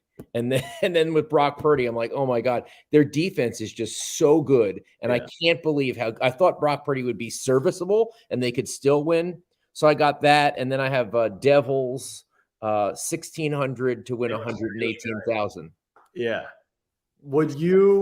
Do you hedge, cash out at any point? Like with Brock, they've looked great, but you trust Brock at this point? Let's see if I have a cash out option on that. Hold on one second. Let's see here. Okay. All right, here we are. Open. All right, here it is. Any cash out? 5,900 to win 100,300. Wow. And then there's no cash out option. Okay. So, but on the Devils, I have like 6,000 or 7,000. That's with points bet. But no, listen, that was an awesome bet. I mean, the guys who are making the lines on Northwestern are like, hey, they're 3-9 last year. I knew that they had transfers at 2 of the it was the first year of the transfer portal. Right. So and I knew we had a transfer at running back and quarterback who are good enough. And, so, and then we took it to the Big Ten championship game. It was 1,800 to win 238,000. And we took it to, they offered me 29,000 before the game. They offered me 71,000 at the half with Northwestern up 10-6. And I said no. And you can hear my wife screaming in the background, you idiot. And I'm like, no, we got the ball. And then we went all the way down the field. We're about to score a touchdown, intercepted. Yep. But this is the most interesting point from a bettor standpoint. Like nothing that happened on the field made me hit the stop button. Right. Because I saw a tweet that Greg Newsome, who is a great cornerback, as you can see with the Browns in the NFL, it says he was out with a lower body injury for the second half, and I hit the stop right. I was like, we don't go too deep. Like, that's it. We will not be able to recover. And then, of course, like all Northwestern people were like, yeah, you ruined the karma once you cashed out. Like, no, I think it was kind of related to Newsome. So, and then I had a chance. I called Newsome after the game because he was then turned pro. And I was like, hey, buddy, thank you. I appreciate it. What was the final number? 68,000. Okay. Wow. All right. Nice. Well, if the Niners win or Devils win, we're doubling that up. But that's a good. There we go. Yeah, futures. I'll take a couple shots. That's it. Who do you have the Niners playing in the Super Bowl? I haven't even gotten that far. God, who would the Niners play in the Super Bowl? What do you say? You got to stop. You got to stop here. So did you get a stop or no? 13 points at the half, and you're looking pretty good. Did I get a stop or no? Yeah. They just kicked. Okay, great. 13 points is good. Okay. What are you whispering? Harp, do you want to make your appearance? Do you want my daughter to make her appearance on the show? Yes. She wants to. Come on. She heard me say I bet $1,000 and she was worried she wasn't going to eat tomorrow. You're going to eat caviar when the Devils win. And let's go. Get on camera. Get on. Oh, she's hiding. She's hiding. She's come on. Here you go. There she is. Say hello, Harper. Hi.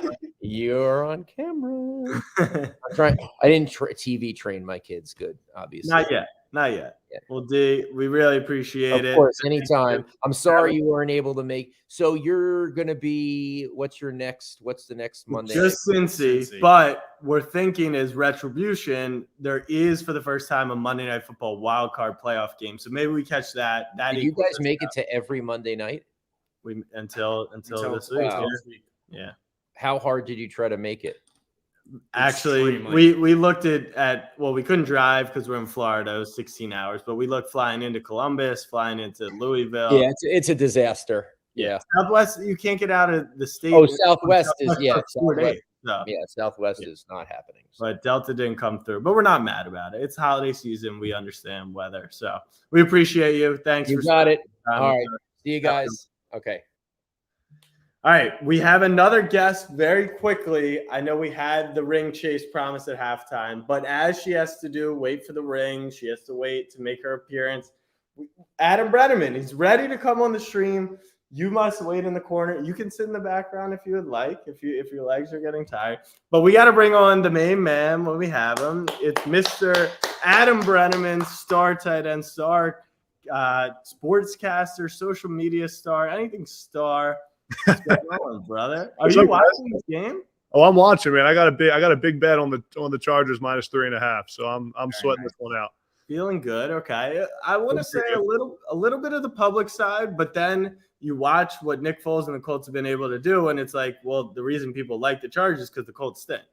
Yeah, and I went 0 for 9 yesterday on Christmas Day, so I'm so due for a big win right now, man. So yeah, everyone should hop on the train. But it's great to meet the intern too, man. Great to meet you. I've seen you on social media a bunch, but it's great to meet you as well, Adam. I'm excited to talk. I've got a few questions for you, and we'll get into it. Yeah, let's do it. My first question: the best interview you have done thus far. I follow you on social media. I see you're doing a ton of interviews, putting out a ton of great content. Your favorite and why? Oh, that's a great question. I would say, so my first one was Kenny Pickett. So that has like a special place in my heart because he gave me the first interview before, when I was just starting the podcast. That one was really cool. But my favorite one from like a content standpoint was Deshaun Kaiser. I did him recently. And I just thought he definitely opened up more than anybody else had on any podcast and talked about a lot of cool stuff like behind the scenes of the NFL. He talked about the whole thing went viral where he talked about Aaron Rodgers saying 9/11 was a hoax. So anytime you bring up Aaron Rodgers and 9/11 in the same sentence, that's probably gonna get some virality. So that's a good recipe for virality. Yeah, probably Kaiser. But that's a good question. Yeah, I love that. What would you say the toughest part about transitioning from playing to social media is? Yeah, I think, man, it has a lot of similarities from like a broadcasting standpoint. Like when you're on live television, like you guys do live stuff all the time. There's a lot of the preparation that goes into it where you're preparing for something like this, like what you guys are doing. You're preparing for live television. You're preparing all week, just like you're in football for a 2-hour time period. Right. On game day. So it's like the closest thing I think you get to like playing, other than maybe coaching, which is really cool. There's a ton of differences, obviously, like, things that you don't get the adrenaline rush or like the on field part. But for me, man, it was always, when I was playing football, I always knew there were things I wanted to do when I was done playing. It comes at a different time for everybody else, for each person. But I always knew that when I was done playing, I was going to go all in on this and whatever I did next. And it's been exciting for the kind of, year or so I've been doing it now. Let me ask you this, right? Because we're watching Justin Herbert. Everyone's all over the Chargers. They're 8-6. They've gotten the job done. They finally got their talent back. And Indy's an okay defense, but they've only mustered 10 points. And they always have these red zone problems. They can't punch it in. But then you see Herbert in a nutshell in this vacuum. It's like he's clearly special, right? Yeah. But like, why isn't it being put together? Why aren't we seeing the consistency of Pat Mahomes, of Josh Allen? Do you credit coaching? Do you credit what's going on? Like when I watch the Chargers offense and like just watching it now and watching every snap intensely when you have a lot of money on the line, I mean, they can't run the football, right? That's a big part. And it sounds like it's easy to notice and pick out, but when you're behind the chains constantly, it doesn't matter who your quarterback is, like that's a tough spot to be in. And you're watching the Chargers, they're constantly in 2nd and 9, 2nd and 8, or they're in 2nd and 10 and 3rd and 10 and 3rd and long. On the touchdown drive, they converted a 3rd and 3rd and 12 or whatever. I mean, they're behind the chains all the time because they can't run the ball. They don't like to run the football, but when you don't have a run game,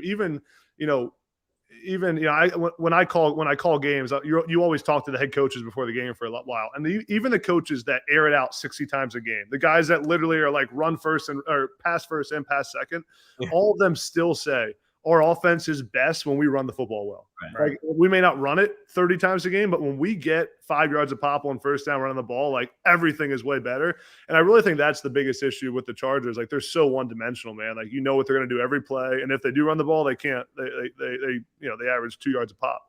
It's so crazy though, because we're big Ravens fans, and the only thing we seemingly do well right now is run the football. Now we're very deficient on the outside, but like you would think that people would say, all right, this Ravens offense, they're dynamic. And we saw in 2018-19, like that was the most efficient offense because you couldn't stop them. And then Lamar would lead the league in passing. But, the people love Justin Herbert. They love throwing. Like you say, they're always behind the sticks. It makes me think, you remember the game, I guess it was last year against the Raiders, the crazy comeback to get to the point where they were going to tie to go into the playoffs, but the Raiders won.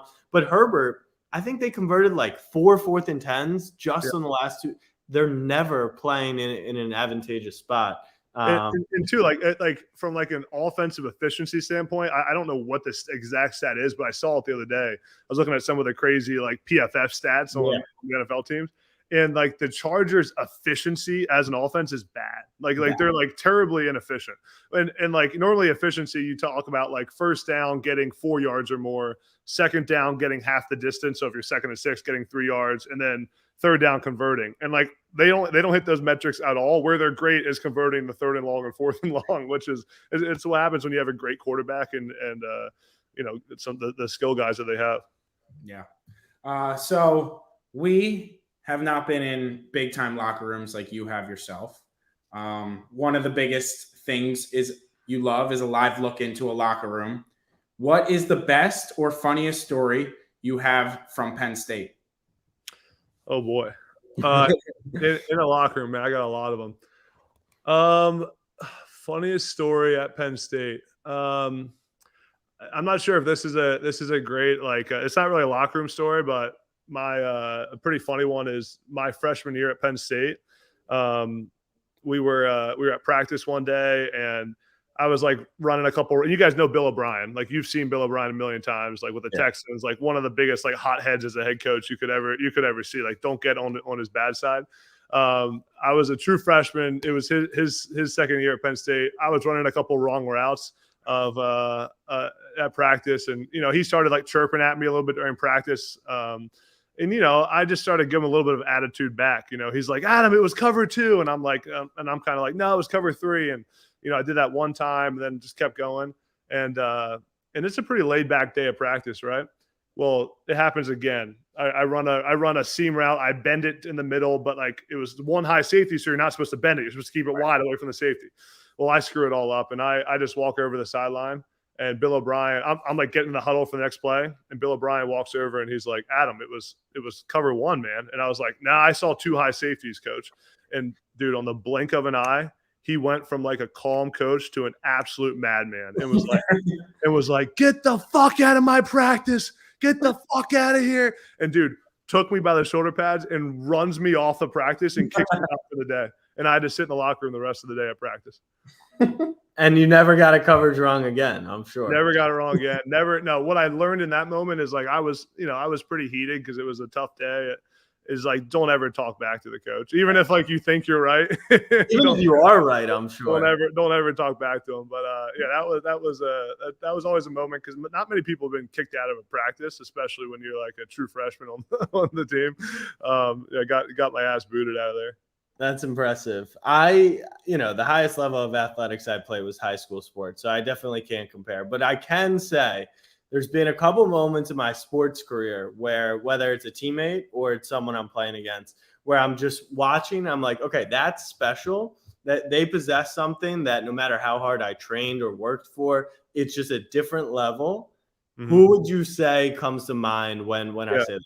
So 2 guys come to mind I knew you were going to ask that as you were saying it. Number 1 is Mike Gesicki, the Dolphins tight end. Just like the athletic, I was a tight end on the team when he was getting recruited. And I remember being like, dude, this guy better not come to Penn State because I'm never going to freaking play. Like his athletic ability at 6'6", 245, like 45-inch vertical, like just absolute freak of nature. So he's the first one, and he's strong and he can run. Like there's very few tight ends that can do what he can athletically. I think from a quarterback perspective, the way that Christian Hackenberg threw the football was just different than anyone I've been around. And now, I've coached big time. I was coached Jaden Daniels, the LSU quarterback, when he was at Arizona State. Been around some big time dudes. Like Christian Hackenberg had as good of arm strength as anybody. And it's crazy to sit here and say that and like how bad his NFL career was. And that's a whole nother story of like the place you get drafted to and how it all, couldn't have gone to a worse place to get drafted. But But yeah, he threw the ball. It just had a different velocity and zip when it came off his hand. Well, what do you think? So, what would you attribute Zach Wilson's failure to? Do you liken it to being drafted to the Jets, a similar situation? Yeah, I think so. I think Wilson was, to me, a little bit more of a, he was obviously great at BYU, but in that offense he played in, the competition, like he was a little bit more of a projection than I think some of the other guys were to begin with. And then also, I talked to Deshaun Kaiser about this on my podcast because he got drafted to the Browns. Christian Ackberg's a great friend of mine, talks about it all the time. Like when you go into those unstable franchises, it's difficult. And when you don't have success right away, there's no leeway. There's so much like nervous energy around because they haven't been good for so long. When, if you get drafted like Kenny Pickett did to the Steelers, right, you have a GM who is new, but the GM that drafted him retired. Mike Tomlin has the most stable job. Well, there's some talk now, but such a stable franchise that like they don't need to rush him in there. They can everything.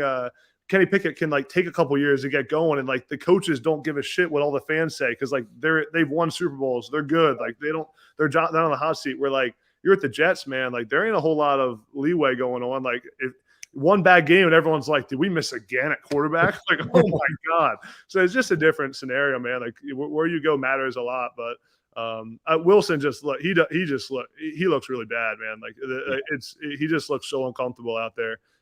You almost feel for him. I was watching him the other day. You have to. Yeah. To build off that, it makes you wonder. So when you evaluate players coming out of college, how much do you evaluate based off of body of work in college versus pro day? Because obviously after Wilson's pro day, no pads, whatever, people are going insane. And somehow what Justin Fields did against Clemson and what he did in the Big Ten gets overlooked after Zach Wilson's pro day and he moves up. Whether or not that was happening before or after the pro day, who knows? But does that make people step back a little on pro days and maybe look at the body of work in college with pads on a little more? Yeah, every NFL organization kind of has their own philosophy, and really a lot of it is analytic based and like how they plug in.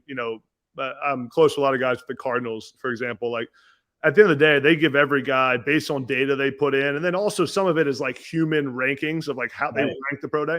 All goes into a formula that gives them their draft board at the end of the day. They're not just like sitting there and like, hey, I think this guy should be third, and then so some organizations place more emphasis on pro day and the combine and how they throw there. I think every single year we see quarterbacks that everyone gets excited about through pro day and combine because you need a great quarterback in the NFL, especially those organizations I said, like who haven't had a great one for a while and are desperately looking for one. It's easy for them to like, it's like the dude that goes to the bar and like hasn't gotten a girl for like 6 months, and he sees like, they see like someone who's like decent, it's like you get excited about someone, and then like, it's easy to get your whole franchise bought in on it. Right. And so I think it happens naturally throughout the process, but really that is kind of, I think, a misconception that a lot of people think it's just, just a bunch of dudes sitting around like putting a draft board together. Nowadays, it's all analytic based, and they all have these master formulas and these consultants that come in and plug the data in and give them their draft board. I wonder how much Brock Purdy could genuinely change the future of the NFL. And as crazy as that statement may sound, but it feels like because of Josh Allen, Lamar Jackson, Justin Herbert, and Patrick Mahomes, those four guys, I think specifically, people are now chasing not the franchise quarterback. They're chasing like this superhuman game changer, can do 14 different things, arm talent, leg talent, instead of like looking, all right, let's get a Mac Jones type and build around him. Like Mac Jones, I think, could be a solid quarterback in the right system with the right weapons, with a good coach team. You see it with Brock Purdy, but like, I think that's what happens. The Jets weren't willing to wait on Fields to develop. They weren't willing to build a system for him. And so they saw the flash in the pan with Wilson.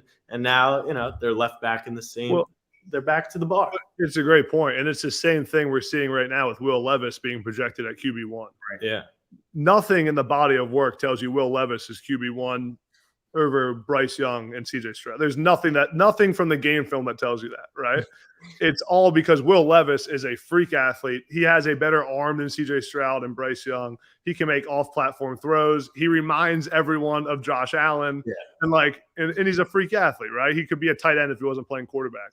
We're like, like you said, like everyone wants that now. No, they don't want the safe dude. They want the dude that can roll out to his left and throw 80 yards off his left foot. It's like that's what they're looking for. It's crazy. All right. I need, before you leave, I need 2 separate predictions from you. 1, your college football playoff prediction, and 2, Super Bowl matchup and winner. Okay, Super Bowl matchup and winner. I have the Eagles against the Chiefs. Eagles winning. That's a little bit of a homer pick with I live in Philly. And then the national championship in football, I have a bet on Georgia. I think their defense is too good. Big Stetson Bennett fan. I don't think it's going to be particularly close. It's funny, that matchup almost feels like everything we just talked about, which is you see the body of work. Georgia just smokes people. Ohio State just got smoked, and Georgia is Michigan on steroids, the way they play. And then you just have the hope and the like, oh, they have the weapons. They have the quarterback that isn't Bennett, who isn't 25. It's like, let's just look the fact. I mean, he went to Ohio State, so he feels differently, but it feels like, that's what people like. Yeah, no, I agree. It's going to be a great playoff too, man. And I'm excited about, I'm going out to the Rose Bowl for the weekend. So that's going to be a great, going to nice. LA. When is that game? It's January 2nd, Utah, Penn State. Utah's -2.5, so we're hammering Penn State. We love it. That's amazing. And is Sean's playing? Sean's playing. Yeah, it's gonna be cool because a lot of guys are playing. A lot of dudes playing that game. So should be. It's the last Rose Bowl too before it goes to the playoff. It's the last true Rose Bowl. But dude, I need an explanation for how you guys aren't in Indy right now. Were there some bad traveling plans booked? Is this So I would say we ran very hot. We're kind of like the Minnesota Vikings, which is we would leave Monday morning at 6 a.m. and we'd get to our location. 15 weeks. We got delayed one time for 20 minutes. Yeah. And then we kind of knew, holiday season, then the weather came in, and we wanted to maximize, stay through Christmas dinner, be able to get out Monday morning. We were going to get there with plenty of time. I think our flight landed in Indy at noon, connecting through Atlanta. So we did the work. Woke up 5 a.m., flight was canceled. They pushed us back, kept pushing us back. We started looking at other options. We're down in Florida, so we couldn't drive up there. There was one flight in Miami that we were monitoring. So that flight left at 2:00. We had to leave here at like 11:30 to get there.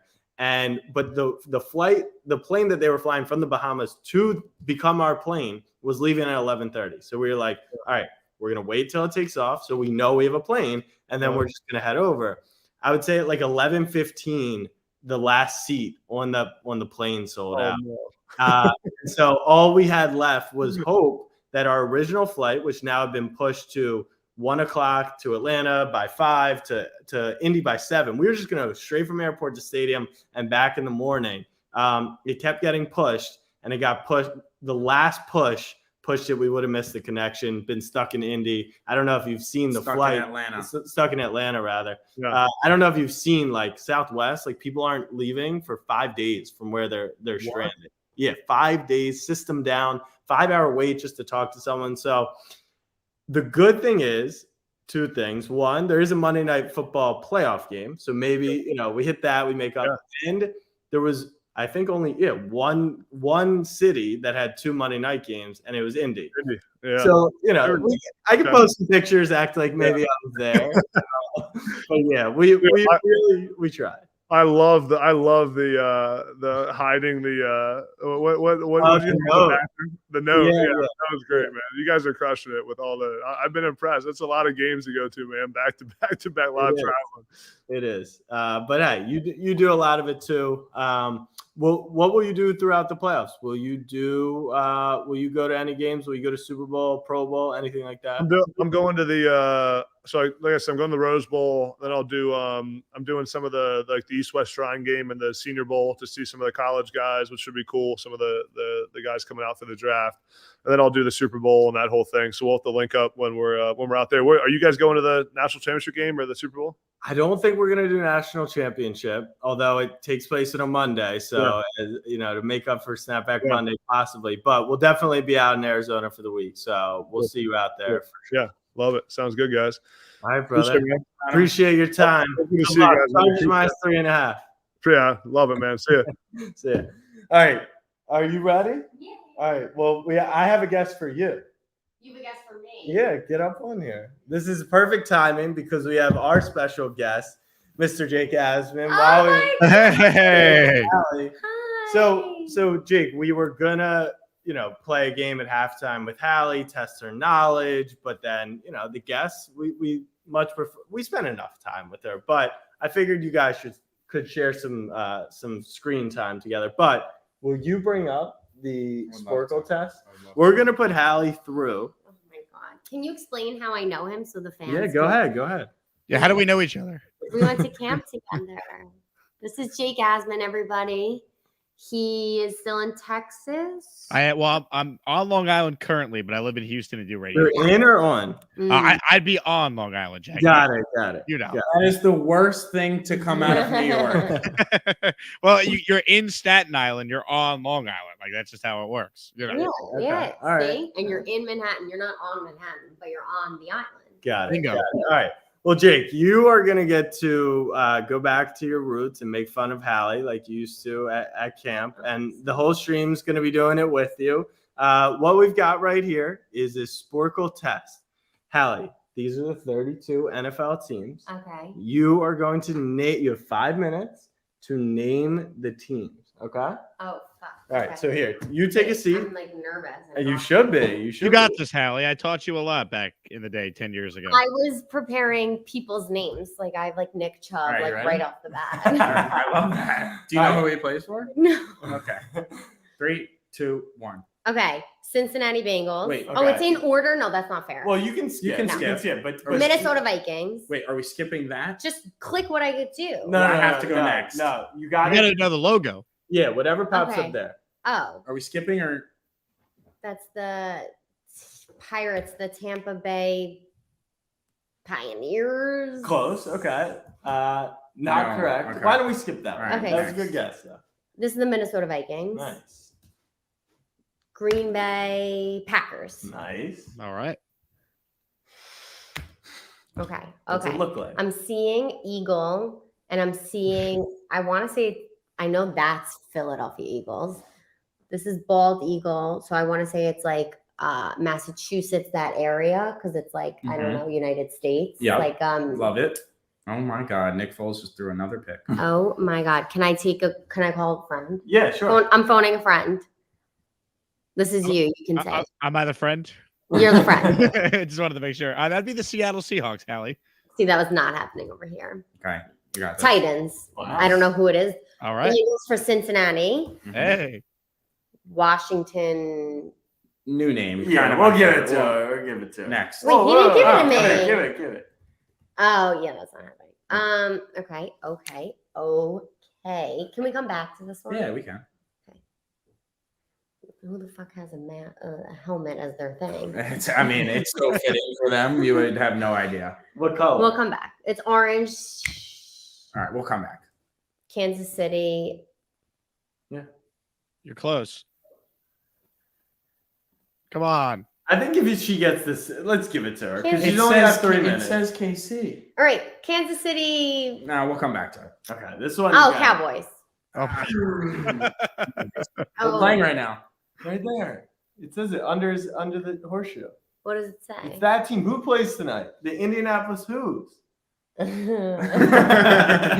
Indianapolis. Just really paying attention to the stream, clearly. Yeah, Wait, seriously. what is Indianapolis? What? Colts. Nice. It's All right.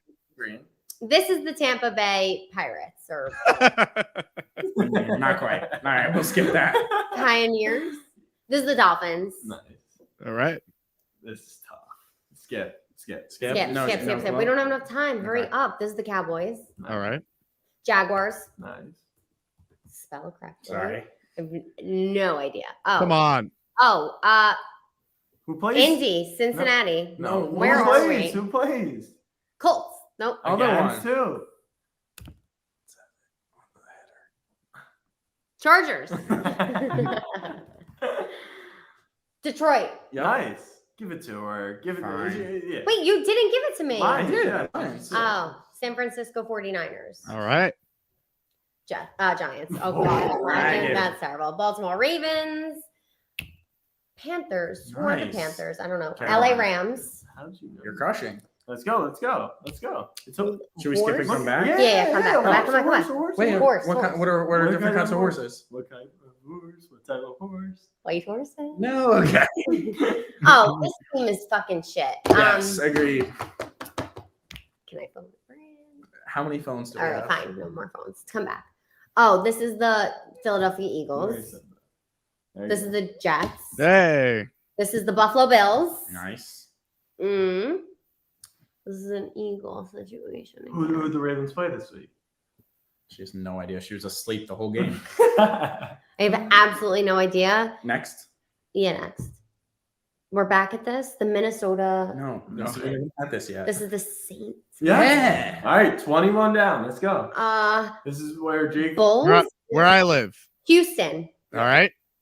Texans. Oh, I know this team. It's red. It's the Stars.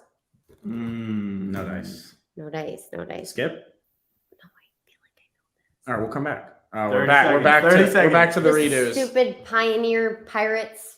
Yeah, you can't make. All right, let's Vikings? finish them I'm out making for shit her. up. The Raiders. Oh, I didn't know the Raiders. The Patriots. Oh. The Browns. Oh, the Browns. The Chiefs. Oh. The Buccaneers, not the Pioneers. The Bears. The Pirates was great too. Steelers. Oh. Falcons. Cardinals. Cardinals. I You knew knew that I one. knew that. Whatever. All I right. was close. Well, I was well close. done. I was Well close. done. I was close. I think we got one more for her, right? Do we? I think I might have pulled one more up. This one, all right. This one, Jake's gonna help on. Okay. Asmund, take and this I one. think Take the lead here. Let's do it, baby. Before we show you what it is, without showing you what it is, remember we pulled this for Hallie. So take Why that am I into doing account. Do you think you will get this 100%? I'm not looking at anything. And this is sports related once again. Yes. I think we got a shot at it. I have faith in Hallie. Okay. All right. So Asmund works in sports for the fans that are popping up over here. He does a news radio. He does radio. I work for ESPN Houston to do a radio show, and then I do a daily YouTube show that talks about New York sports. So I'm kind of in both markets. See, I knew there was something over There you go. All right. The Sporgle is Madden covered. Ooh, all right. So yeah, it's obviously not the year because the year's on there. All right, are we ready? Yeah. We got 5 minutes on the clock, 23 years of Madden. All right. Let's see if Hallie can get this one. Okay, that one's Tom Brady. Nice. Who's that's Oh, it gave it to you. This Okay. is Lamar. Nice. All right. She's on fire. Oh, this is Patrick Mahomes. There you go. You just saw him. Okay. Ooh. He's in the media. Yeah, this one you could. We might get canceled just by even putting it up. I don't know. All right, tap Drake in. AB, baby, Antonio Brown. What do you do? He's bad. We don't have enough time. Again, Tom Brady. Wow. All right. he's There we go. nice. Ooh. Come on. He's dating a supermodel, Hallie. Oh, I love him. He spikes footballs. Don't say it. Don't. Let me do this. He's in the commercials. I love him. SI cover model is his Yeah, girlfriend. I love him. Shit. Tom Brady's teammate for many I years. know, and they're BFFs, and I love that he came out of retirement to be with Brady. Yeah, You know What's his everything about him but goddamn his name. Yes. What's he doing in the pictures? He you know? DJ'd at Yes, Barcelona. yes. I was with him. What's his goddamn name? It's the. What's his name? Give it to me. Rob Gronkowski. Wrong. You could know this. Is this OBJ? Yeah. That's actually great by you. All right, No no chance. chance. No, give it to me. Zero chance. Jake Richard gets- Sherman. Yeah, that was not happening first. No chance again. Yeah, she's not going to get Barry Sanders here. We can move on. No. All right. He's not the best father, but he's a hell of a running back. Adrian Peterson. I don't know if you were going to get I that think one. she might be out of chances now. All right. His last name is Johnson. Do you know the first name? Starts with a C. Cameron Johnson. No. All right, close. Calvin. What would you put the odds she gets this one at? Honestly, I have a better chance of like going home with Margot Robbie than Hallie does. Getting this like, cover photo. Like,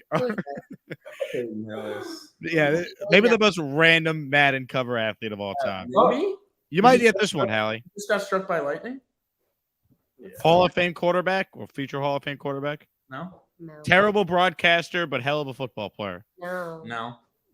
Drew Brees. Oh, I know Drew Brees. That's what he looks like. Either of them, no chance. A lot of hair. Head and Shoulders commercials? Mm. You don't like dandruff? No, I don't know. I have no idea. All right, Troy Polamalu, and do you know the second one, Hallie, on the right? Finish what we have typed in. Fitzgerald. Wow. Yeah. Wow. All right. Okay. Also in the news. He just stole a ton of money from a ton of poor people. Also, not a good guy and was ahead of his time with Snapchat. Also ruined my football team season in 2008. We could have been Brett Favre Sports. If Favre had it wherewithal. All right. Went to Texas. Okay. The reason Jack went to Texas. Oh, I know his name. No, you don't. Brad Kellner's favorite athlete of all time, Jack. No. I mean, who from No. Texas isn't Vince Young? No. Did you know Vince Young? No. Okay. No luck No here. chance. All right, Sean Alexander. That ring a bell? No. Can you give me an easy? Oh, you might know this one, Hallie. Everyone at camp growing up would wear this guy's jersey. Yeah, All the people from Philly. And it's a It's not McDonald's, but it's Mick. yeah. That doesn't ring a bell at all. Dugan? No. I'm making shit up. She's a big Max Duggan fan. Oh. Is this Lamar again? All right. J.K. Dobbins? Yes. Really? Yes, We're in 2005. J.K. Dobbins was born, and then the game. Oh, I'm not looking at the years. I'm looking at the numbers. Do you think I know what any of these people look like? No, I know. I'm just saying none of the players. Hurry on up. our current team. We Okay, used to this go is to the his Ravens. birthday Oh, party. Ray Rice. No. Ray Rice. Yeah. All right, Yeah. 2 seconds. Who's Ray Rice? All right, do you know him? Jesus, All right. there's some really bad people on that. You would not put Luna with him. Not a big fan of dogs.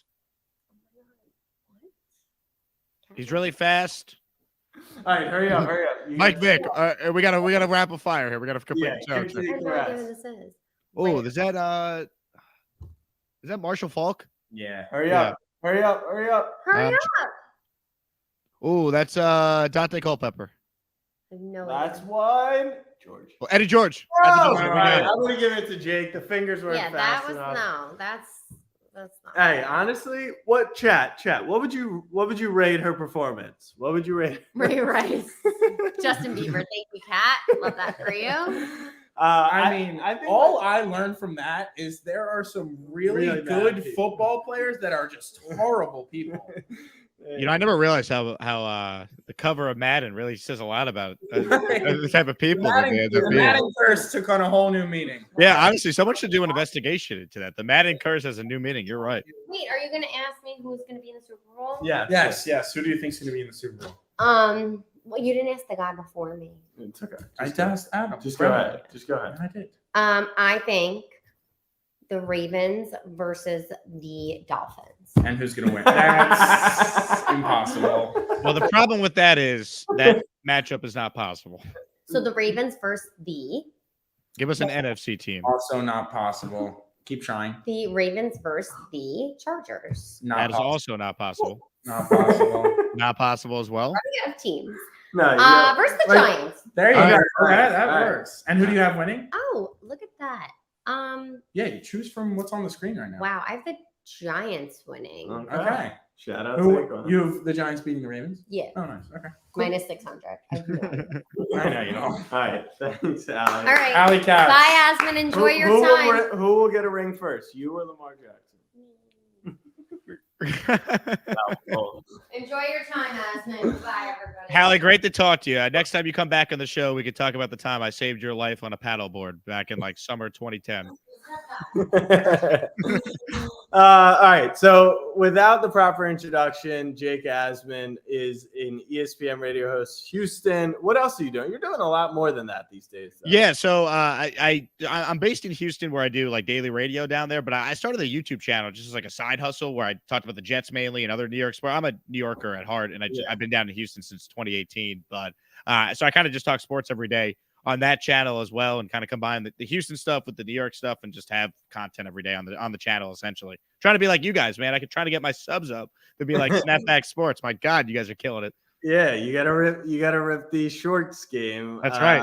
But hey, live and then long form is really what we're funneling to. So keep grinding on the whole thing. I love that you're one of the rare ones where like the path is there. It's clear that you got to do it outside, your normal work hours. And most people, they just don't do it. And you're doing it. And I think you're actually seeing some of the reward of doing it by seeing a steady, solid growth, which is awesome. So credit to you. But I have a question for you. What is your thoughts on the Jets then?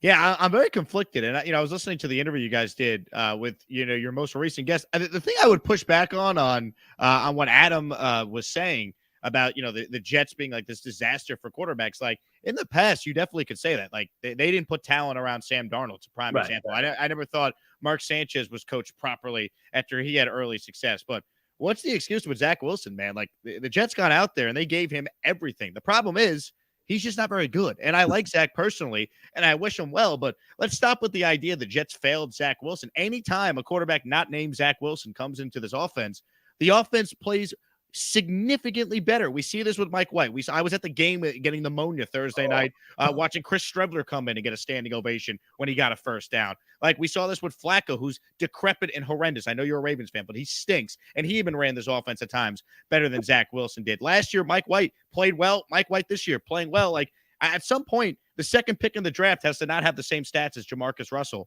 through 22 games. So like Worse. It's bad, man. And I like Zach personally, and you see the talent is there. But the reality is this Jets team is ready to win. And if they had competent quarterback play the entire season, they're not sweating it out for a playoff spot right now. They have at least 10 wins, and they're definitely one of the wild card teams.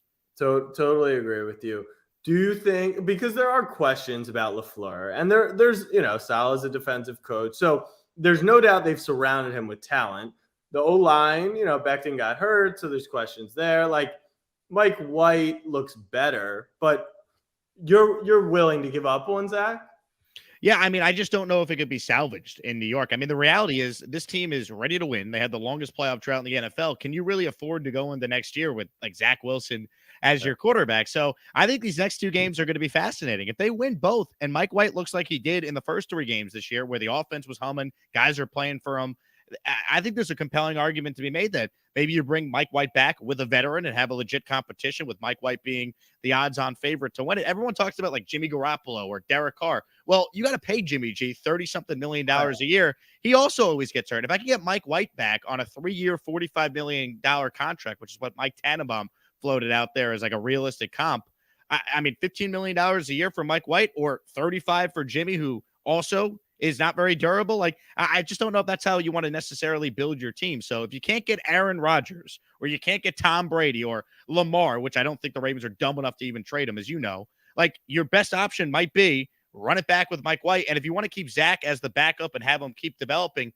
I'll listen to that. But it kind of seems like they want a fresh start, and he might want a fresh start as well. All right. I have a question to pose because all of my friends are from New York, from college. And one of my closest friends, diehard Jets fan, also an idiot. Mm-hmm.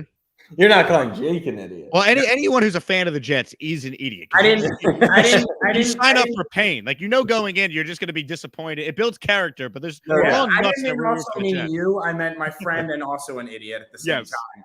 He floated the idea of trading Zach Wilson and maybe a pick around a third or a fourth rounder for Jordan Love. What are your thoughts on that?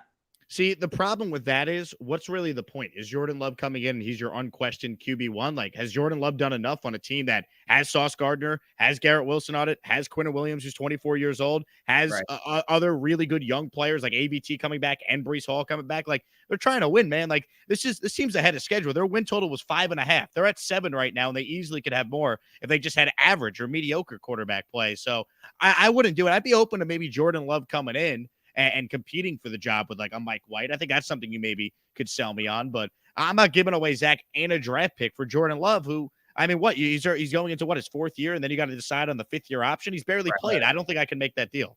Yeah. No, I agree. I get the Jimmy G thing because he's come in and he's actually taken a roster similar to the Jets, deep, right? The Derek Carr thing is mind-boggling because now you're paying $35 million, and how many more times do we need to see it? I get it. In 2015, he was fantastic. He got hurt, and it just seems like he's not the same guy. So the Jets can't do that. They just can't. I'm with you, Jack, but let me tell you how desperate this fan base is. So I'm at this game on Thursday night. It's raining. It's cold. It's nasty. The first incompletion Zach Wilson had, the fans are already booing him. I mean, it was terrible. Chris Strebler comes into this game, and he throws a pass that should have been a walk-in touchdown to CJ Uzomah. He short arms it, and Uzomah has to come back for the ball, and it's a big completion, but it should have been a walk-in touchdown. And the Jet fan gave that man a standing ovation for that pass just because they actually moved the ball and it wasn't Zach Wilson throwing the football. So, like, Derek Carr has his limitations, but Derek Carr at his worst, you look at his worst statistical season, that's the best season a Jet quarterback has had since maybe 2015 Fitz, 98 Vinny Testaverde, like 2006 Chad Pennington. There aren't a whole lot of great seasons to choose from. So Derek Carr throwing 20 touchdowns, 10 interceptions with a completion percentage of like 65, that's like a Pro Bowl year for a Jet quarterback. So like that's why people are just desperate for someone that's just competent, because they realize the team actually is pretty good. They just don't have a clear answer at quarterback. And I hope to God Mike White plays well these next 2 games, and maybe he can earn the opportunity to be the guy. That's the ideal scenario at this point. You have the Knicks sweatshirt on. Which pain do you think is more real?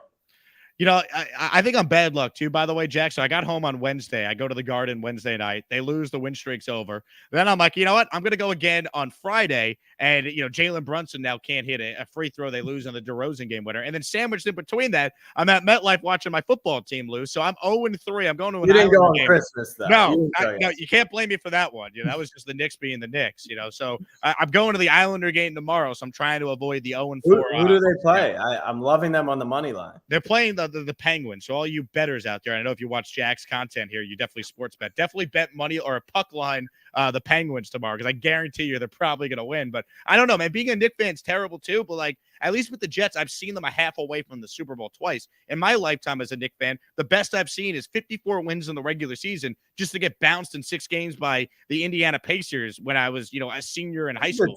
You know, it was, but you know, that's the highlight of my fandom, like losing in the second round. I've never seen this team in a, you know, a conference finals even. So it's just depressing. At least the Jets I've seen in back-to-back championship games with, you know, on the precipice of going to the Super Bowl. The Knicks have come nowhere close to that. All right. To get away from Knicks sports fans, we love it though. We love it because the amount of attention it gets for a bunch of average teams is insane. Thank you. So I'm curious to get your thoughts on Herbert, because we've talked a lot about the whole social media quarterback narrative, or is he a top 5 quarterback, whatever the situation may be. He just turned the ball over for the second time. The Chargers have 13 points. They've had the ball pretty much the entire game because the Colts can't move it. What are your thoughts on Herbert? He's playing another awful game. He's going back and forth. I'm curious to get your thoughts. Yeah, the thing with Herbert, it's like kind of like the Chargers in general. Like there's a saying, the Chargers are going to charger. Kind of feels like we're on the precipice of watching that unfold in this game right here against a god awful Colts team with, you know, an interim head coach and, you know, in aged Nick Foles playing quarterback right now. So they're so inconsistent, and that's been the craziest thing. You want to Herbert's awesome. He's a great player, but I mean, they never have any running game. It seems like all their star players throughout the course of the year are always in and out of the lineup. So I really would love to see Justin Herbert with a great offensive-minded head coach. Like, if you tell me Sean Payton is coaching the Chargers next year, they're going to be a trendy Super Bowl pick. Like, I'm not the biggest Brandon Staley guy. I think he's got a ton of talent, and that team has underachieved so far. I'm not saying fire him necessarily because I still think they'll win this game and go to the playoffs, but I think a lot of the issues with the Chargers and Herbert is a byproduct of just a lack of consistent coaching. So it's interesting you say that because we had a guest come on earlier who said the exact same thing. Chargers are going to Charger. And then I think back to when that originated with Phillip Rivers, and a lot of it fell on Phillip Rivers. And I feel like now that it's Herbert and he's the quote-unquote social media quarterback, it falls on everything else but Herbert. What does that mean, by the way? Like, what was Emmanuel Acho was the guy who coined that? Like, what does that mean? He was saying that people don't really watch Herbert and they watch Red Zone or they watch social media to where he has this insane arm talent and you see all the throws he makes and he has the talent, but he doesn't do it consistently and he doesn't win games, which is, I guess, what coins him a social media quarterback. So it all fell on Rivers when it was him and the Chargers are going to Charger. Why do all the excuses? You do come off as a Charger hater and a Herbert hater. Chat has been hanging with us for 3 hours. I'm not a Herbert hater.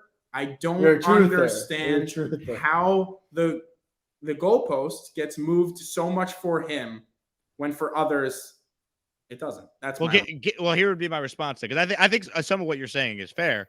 Who's a quarterback that you think is not held to the same standard that Justin Herbert is? Lamar Jackson. I think the goalpost gets moved in the opposite direction for Lamar. Because if you compare everything Lamar's done versus everything Herbert's done, and people still want Herbert as your franchise quarterback, is it because of the arm? Like I understand it. I'm not blind to it, but Lamar's injuries have come in the pocket, and I think that's why though. I think the durability factor with Lamar. Yeah, I mean that's fair, but you see all these injuries with quarterbacks, which have happened at a record rate this season, happen inside the pocket. So I don't think it's a running thing.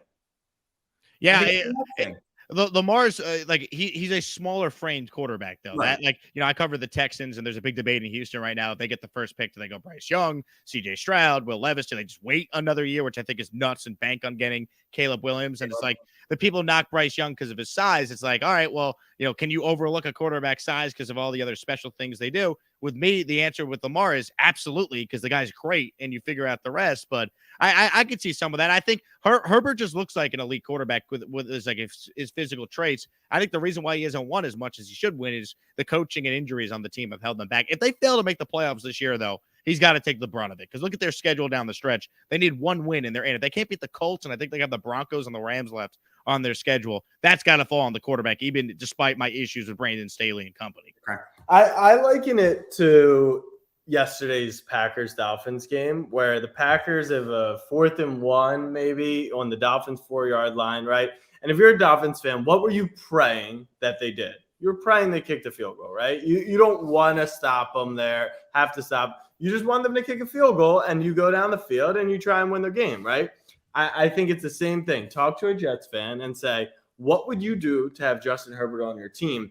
And if it isn't anything short of that guy from Fire Festival, I think it just proves the point that Jets. That's how I agree, but I don't know if that's a Herbert thing. That's any quality quarterback. No, but you wouldn't Fire Festival for Tua. You wouldn't do it for Derek Carr or Jimmy G. I think when there's a level where it's like I would do anything. I don't know. Is Lamar in that boat for you guys? Yeah, Lamar is pretty high up on my list of quarterbacks that I would fire fest it up if he became available. I mean, if I'm ranking the elite quarterbacks, Lamar's certainly in my top 7, top 8. I mean, I would have told you Deshaun Watson was there too, but obviously he doesn't look like the same player because he's been away from the game for so long. But yeah, I mean Lamar, Herbert, Allen, Mahomes. We're talking Burrow. If we're talking about the young guys that are going to be here for the next 10 years playing at a high level. I mean, Lamar is certainly in that conversation, but I think Herbert is too, to be fair. I mean, Lamar's been in a much better situation in his career than Herbert has. I mean, Herbert went from Anthony Lynn to now Brandon Staley. Lamar Jackson is a Hall of Fame coach in John Harbaugh. That matters a lot. And they completely tailored their offense with Greg Roman to Lamar's skill sets. So the Ravens deserve a lot of credit for that as well. I agree. Yeah. I actually think that Ravens fans, because they're one of the more irrational fan bases, don't give enough credit to the roster that Lamar's played in. Now, his wide receivers are laughable. It's been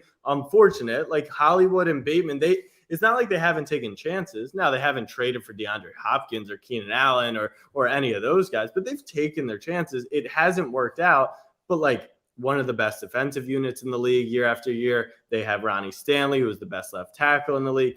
Lamar's been in a fairly positive situation, but Lamar also gets the job done. So I think there's credit. Like he wins football games, that's where I think like the franchise quarterback conversation, and he also wins football games when the numbers are stacked against him, when injuries happen, when his players go down, when the defense can't get, like he just wins. And I think that's the other side. He doesn't have the Herbert abilities, but he has the winning ability, which is a much coveted trait in the NFL. He's very good. Look, the only concern with Lamar is, as he ages, can he continue to stay on the field? This you would know better than me. This is now the second season in a row he's missed a significant amount of games. That's obviously a concern, I'd imagine. If you're talking about his long-term future. Yeah, I agree. You brought up a good point, being in Houston, and the comments are very curious when you mention that. I'm curious to get your thoughts on what they should do at quarterback. Who's the overall number one in your eyes? And what is the feeling around Houston if that's different from what yours is? Yeah, so for me, I would take Bryce Young, and I wouldn't think twice about it. I understand that there's some concerns about his height. To me, the tape doesn't lie. He's been consistent, and he's doing it with Bill O'Brien. Oh, by the way, as his offensive coordinator. I know we had a great Bill O'Brien story earlier on this stream. I really like Bryce Young. I understand there could be some concerns with his size and whatnot, but I feel more comfortable with him than I do with Will Levis, who I think is a big projection. I think CJ Stroud is solid. I don't know if I'm like, I got to take him 1-1 if I'm a team. So if I'm the Texans and I have the Browns pick as well, that's key. That's key to all this. Because yes, they need everything. So you could argue, well, why not Will Anderson or Jalen Carter? I get all that. They need a quarterback, man. This is a city that desperately needs a face of the franchise. They have not had one since J.J. Watt left, since Deshaun Watson ended up being a pervert, and they had all the controversy with him and had to eventually jettison him. They need a legit face of their franchise. Bryce Young could be that guy, and they have the Browns pick to either take another good player, trade back and get more picks. They have cap space for the first time since Nick Caserio took over there. So they need more talent on their team, but they really need a face. And I feel like Bryce Young checks off all the boxes of like leadership qualities and what you look for in a franchise quarterback. I think we're in a world where I want Bryce Young at the number one. He's not the number one pick in the NFL draft, right? But he is, because that's how the NFL works. Can you take Bryce Young at one, put him on a really bad team? Like, to me, he could be an elevated version of Jalen Hurts, and if you give him time to develop. But Jalen Hurts is in an incredible system that's built for him, where get the ball out of his hands and the playmaker's hand. That's not Houston right now. So are we going to see a situation like the Jets, where it's like you're just putting this kid in a position to fail? But he makes plays. That's the thing I'll give. These are not the best Alabama teams we've ever seen, and he still has kind of gotten the job done for them, I'd say, for the most part. Look at the receivers he's throwing to, too. It's not like your typical like Alabama loaded class of receivers. Honestly, though, Jack, if they built up the roster like the Jets did, he had Garrett Wilson, he had Elijah Moore, he had Uzama, he had Conklin, he had AVT, he had Becton, he had Connor McGovern. Like that's why I laugh at the Jets failed Zach Wilson. Zach Wilson failed himself, man. Like stop blaming franchises when you don't do the homework. Like it irritates me so much. If the Texans could actually build a roster that had the third best defense in the NFL statistically and all these playmakers, Bryce Young would be fine. That's not easy to do. If he stinks after all that, just like Zach Wilson apparently does, then it's on the quarterback, not the team. That'd be my big thing. But you're right. The Texans need everything. But I think because they have extra first-round picks, they can afford to get Bryce Young, and they can bring in a veteran, make sure that they have the right coaching staff in place, because I don't think it's going to be Lovie Smith for another season. And you try and develop that guy and build around him so he has a chance to actually succeed. I hear you. And who did you say Houston wants? What's the general feel? I don't think there is a general feel just yet, because honestly, is Nick Caserio definitely going to be the general manager making that decision? Think about Nick's time here, right? He comes in year one. Remember David Culley, who was actually coaching with the Ravens for a little bit? Yeah. David Culley is the head coach for a year.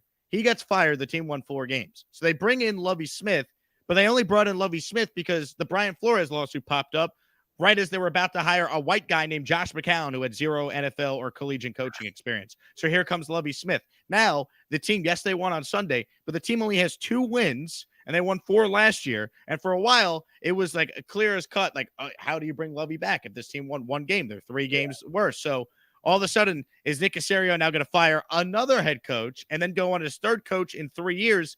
That just doesn't happen in the NFL. So I need to know who the coach is. I need to know who the GM necessarily is. Like, it's underrated nationally, because why would you guys pay any attention to the Texans? But they've been an absolute joke. They've been a disaster, and we don't know who's making any of the decisions ultimately on what the long-term future of the franchise is going to look like. Yeah, I would say the people who remember the Texans, the older, right, us older ones who kind of almost grew up with the car stuff, like, they were always the disaster. Watson came in for a few years, made them not the laughing stock of the league. And now I think, to their benefit, people don't pay enough attention to them because they are just a disaster of an organization. How many Texans could you name right now? Like honestly, like could you name more than 5 Texans? Like, and I don't say that like.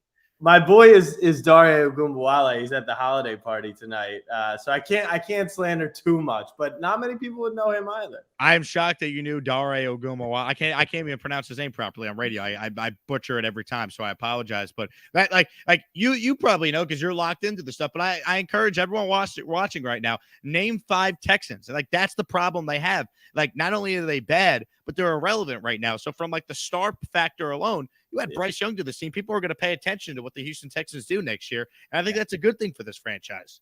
Totally agree. Well, Jake, appreciate your time. Oh, yeah, we got to get your Super Bowl pick. Ooh, it's a tough one. I've been on the Bengals all year, so I can't back down. Okay. So I had Bengals versus Rams in the preseason as a rematch, and obviously that ain't happening on at least one half of the bracket. So I'm going to go Bengals in the AFC, and then in the NFC, I really don't want to pick Philly because I feel like everyone's picking Philly, but the way the NFC currently looks, I don't trust the Vikings. I think the Purdy stuff eventually will come to a point where he's going to have to go make plays, and I don't know if he's capable of doing it as a rookie. Yeah, I'm going to go Cincinnati versus Philly, and I'll say the Eagles win the championship. Okay, all right, respect it. Look, we were debating who should we take first touchdown tonight. We didn't want to take the obvious one in Eckler, and he's got the only touchdown in the game. So sometimes it pays to play the chalk. There's no doubt about it. Yep. Eagles over Cincy. Jake, where can people find you? You live on radio tomorrow? So I'm off all week, thankfully. I am going to be live on YouTube every day. So if any Jet fans are out there, check it out. But you can find me on social media. It's just at Jake Asman, only one S, you sickos, ASMAN. It's pronounced Asman like Jasmine. And YouTube is just my name as well. So, Jack, I appreciate you having me, man. Corey, nice to meet you as well. I'm a big fan of what you guys have built up here. So pretty cool to join you. Of course. Thank you. Thanks, Jake. Have a good night. Appreciate it. You too, guys. Thanks. All right. Well, we are flying through this game right now. Jim Harbaugh, college football playoff on the screen right now in the Ring of Honor for the Colts. It looks like the Chargers might be able to put this game away.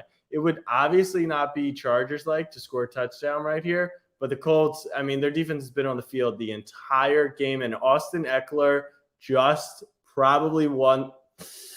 See, I think he's in there, but is that something they challenge? I don't know, but that swinging fantasy matchups all across the board. Well, he's probably going to get the ball and find his way in. I think he's in.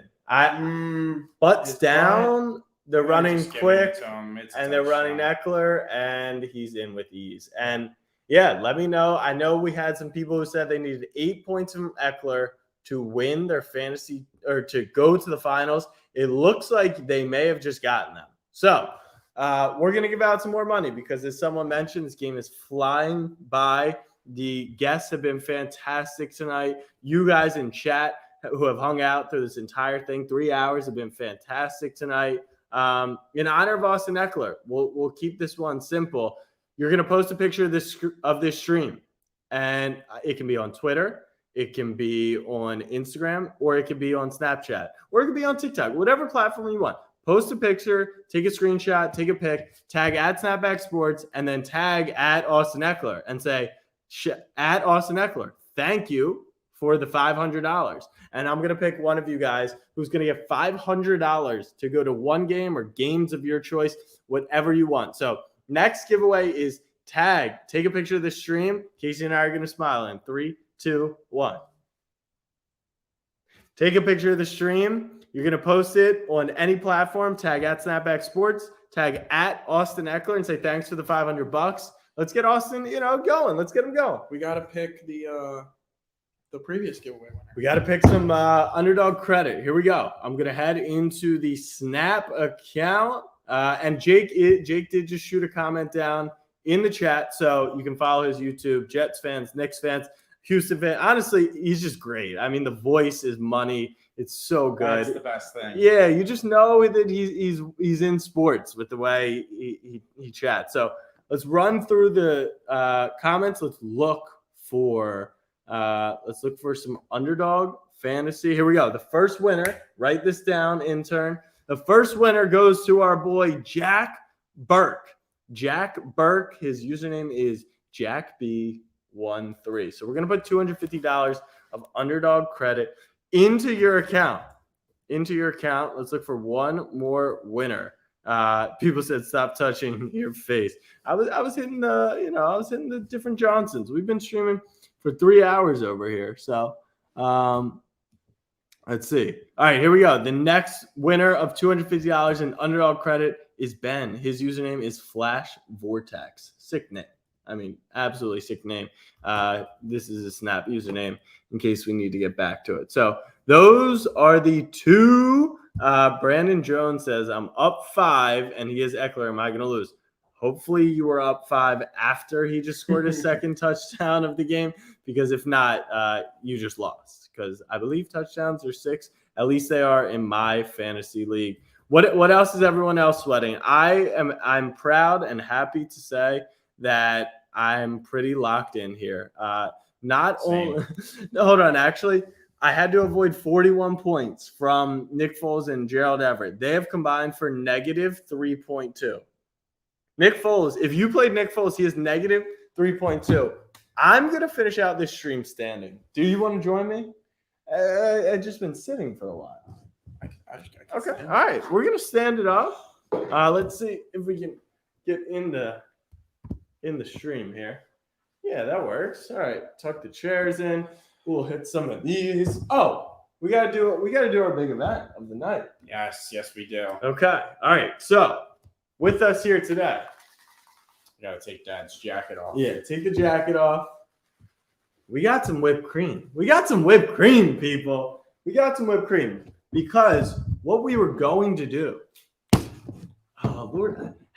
On a night like tonight, how do I not win some money on some unders? DeAndre, did he get hurt? I don't know. Because he didn't run the ball. And my other two things. Yeah. That's tough. All right. We were going to hang out with Blue, the mascot. Yeah, Zach, thank you for standing. Joseph, I'm very sorry. But Blue, the mascot, is famous for smashing pies in people's faces. So that's what we're going to do tonight in honor of us missing the game. You guys can vote in the chat right now. Who takes the whipped cream pie to the face? Well, is it me? It's not up for discussion. Now it is, baby. Is it Jack or Casey? Whichever has more votes will eat a whipped cream pie right in the face. It looks good. I got towel. Okay. Oh yeah. Look at that. The intern. I'm seeing a lot of intern. What are you seeing out there? I'm seeing a lot of Jack. Are you? Yeah. I don't know. Let's get Jack. I mean, it's a whole page of Jack. I don't know. Let's sit back down here real quick. Let's lock in. I'm seeing some Jack. I'm seeing the interns used to white stuff around this note. I'm seeing a lot of comments from the comment section. Casey, it's the Settlecast or a Steve Aoki concert. I don't know, baby. I'm seeing all Jacks. What do you think, though? Because you did miss a game. So, I mean, if you had presented that as what it was originally, that would be fine. But you said whatever the comment section said, and everything's saying Jack. But no, I'm saying I see Casey, Jack, both Jack, intern. I mean, when Wayne comments 3 times, does that count as? Like if people are just spamming the chat, I don't. that counts? Why Okay. wouldn't it count? No, I'm just curious. All right, let's see. I don't know. Can I offer up a poll? Let's do a poll. 30% Casey. Thank you, King 47. Pull everywhere. No, that's not what we want. All right, let's flip a coin. Let's flip a coin. See, you're changing it. You're changing it. From what? It was originally what the comment section said, and everyone agrees it's Jack. No, I don't think I said that. We'll have to rewind the tape. To roll back the tape. Yeah, all right. We're gonna flip a coin. I'll let you pick. How about that? I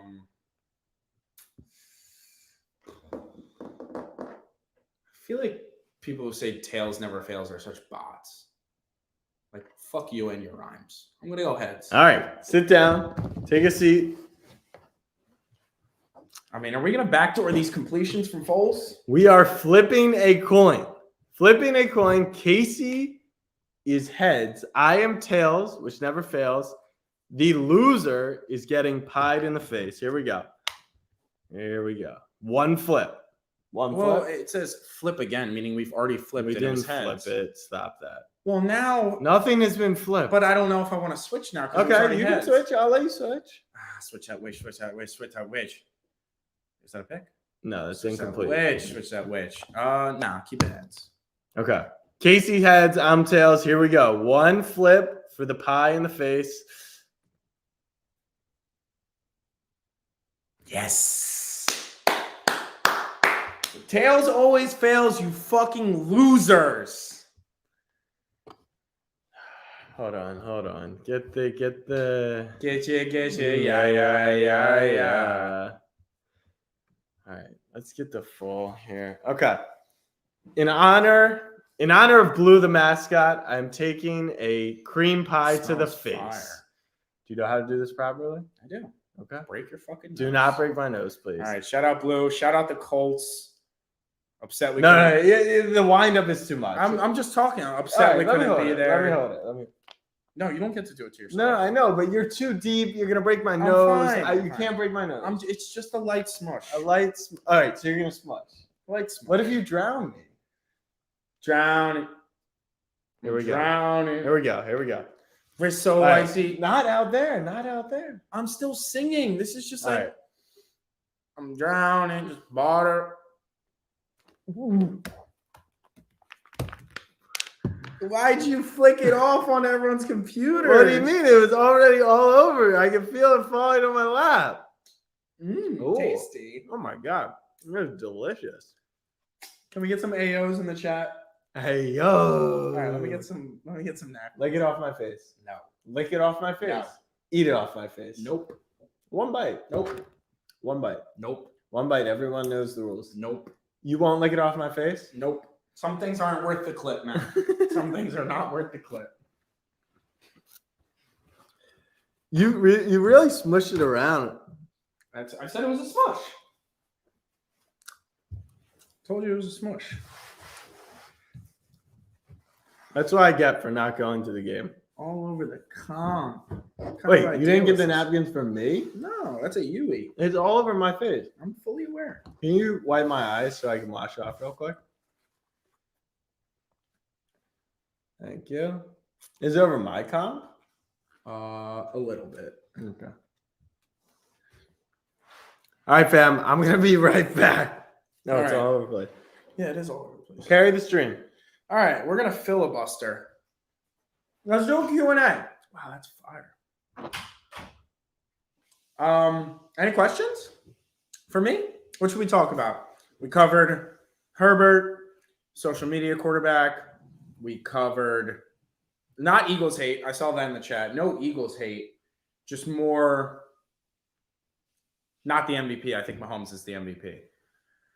We can talk about my bets. Is Marlon coming on? That's a question for Jack. When we texted him earlier, he said he was in, but he also said he's with family because of Christmas.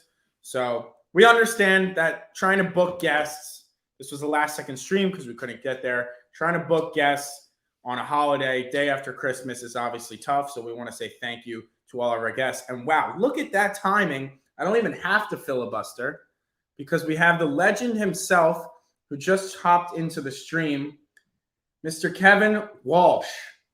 Welcome. What up? Oh my gosh, I feel honored to be on the Settleman cast right now.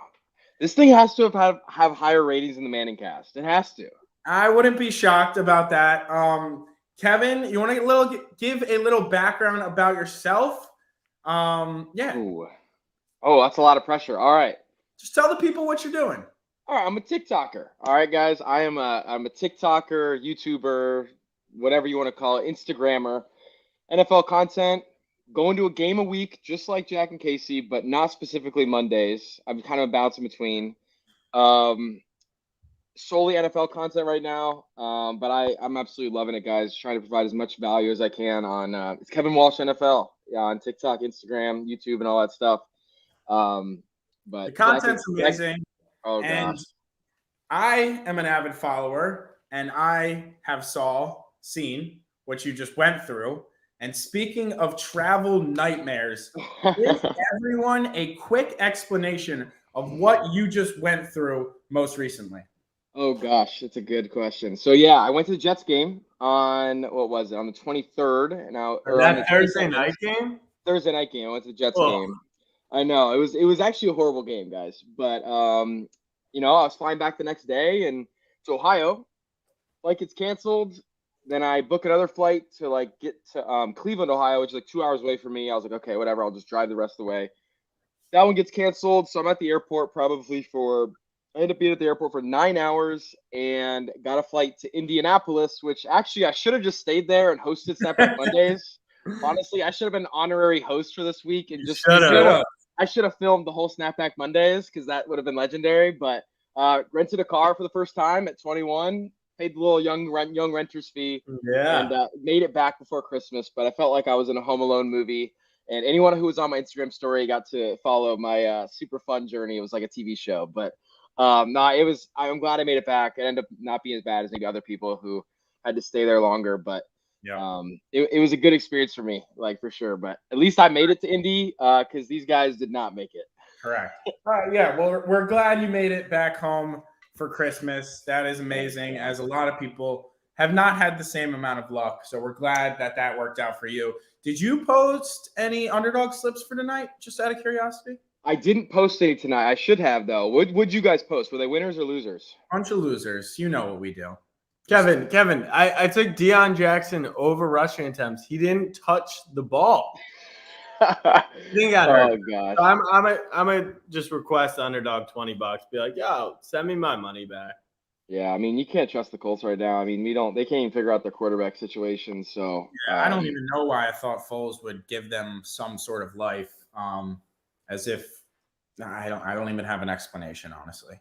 Yeah, I mean, Chargers have a lot more to play for right now. So it makes a little bit of sense, but we saw when Colts had something to play for last year against the Jags. They lost. So I think I like to normally roll at the motivation factor at the end of the year, but I feel like the NFL is still a crapshoot. Yeah, that's an interesting point because I feel like a lot of people lean that way, like playing for something versus playing for something. It should be so clear cut and dry, but there's also something to be said about playing free, playing for a position, a starting spot next year, young guys getting more time.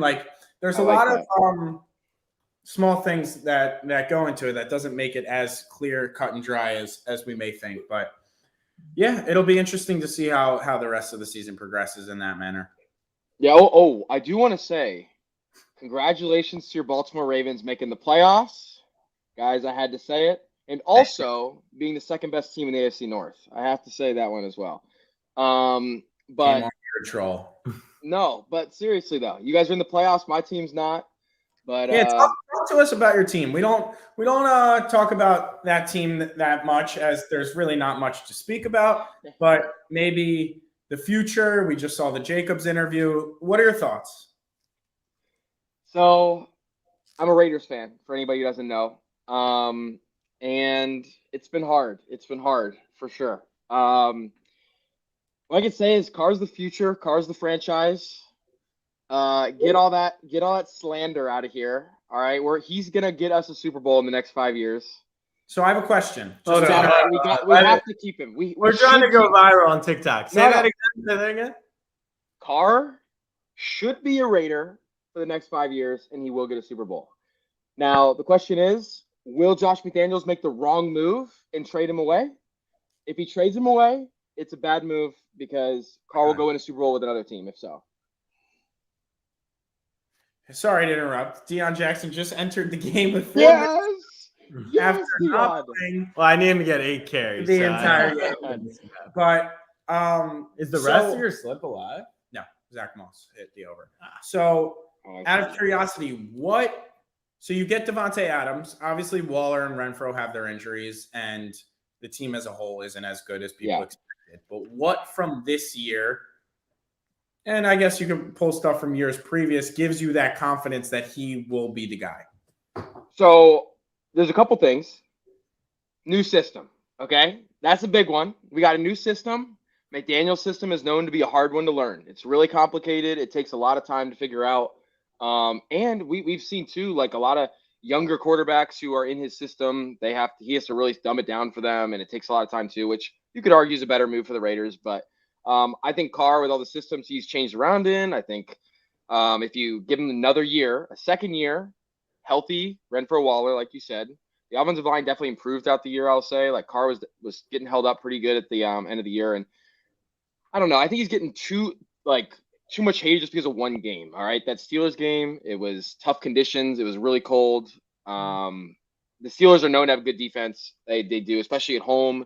There's a big motivation factor there. Franco Harris's retirement and everything. So everyone's just bashing him over like one game, but it's more about like that stretch we had to start the year, and that we didn't really have the system down. We started 2-7, and we were losing close games. Okay, like every game was within a touchdown. So I just think that's you can't possibly be a McDaniel believer though.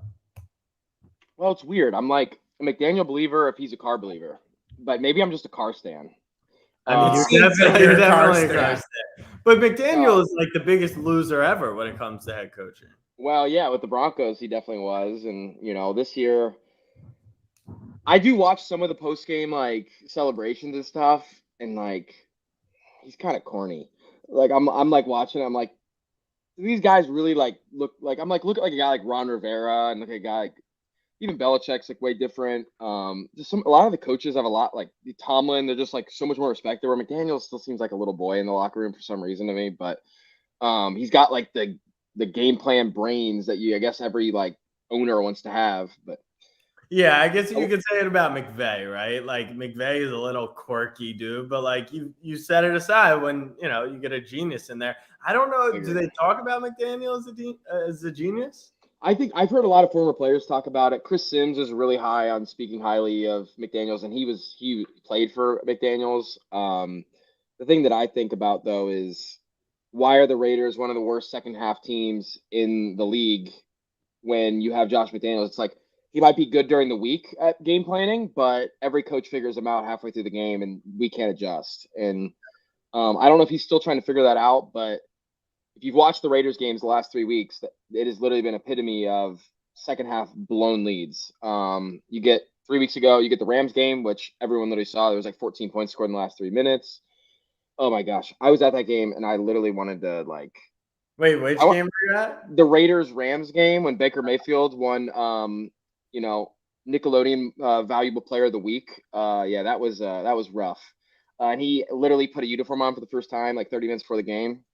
Yeah, so that was the second half blunder. Then you get the Patriots game, which we should have lost. Okay, one literally play to Chandler Jones saved us when we blew the entire second half. And then this past weekend, Steelers don't score a single point in the second half.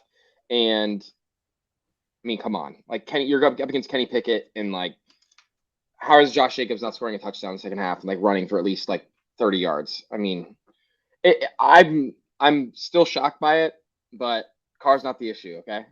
Where do you put the Raiders in terms of you got, fake franchises, you've got poverty franchises, you've got the Knicks, right, in the NBA, where historically they're great. They've got this rabid fan base, but we're relatively lacking success, I would say. Do you comp most to the Knicks, or are you thinking something else? Definitely the Knicks. Definitely the Knicks. It's exactly what it is. Raiders, historical brand, historical team. 3 Super Bowls. That still ranks pretty highly in the league. And what are you laughing at? Just you pulling that out as something that ranks highly in the league. We have to. Yeah. When was the last Super Bowl won? Yeah. I think it was 84, if I remember right. 83, 84.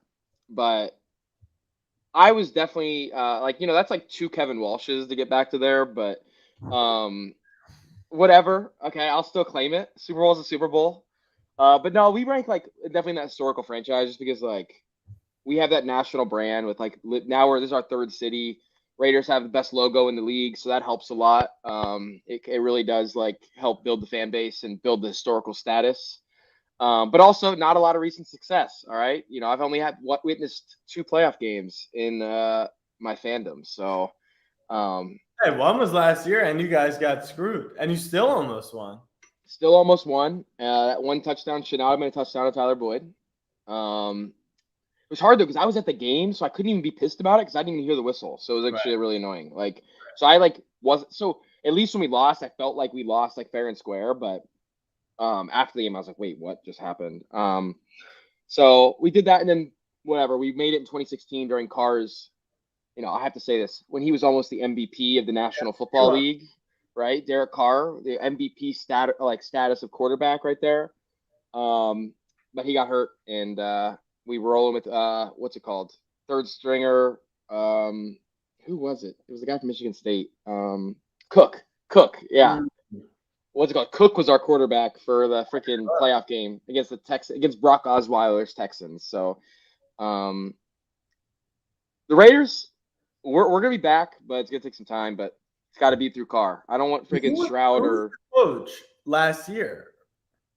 So last year it was Gruden and then Rich Bisaccia, who is now the special teams guy for the Packers.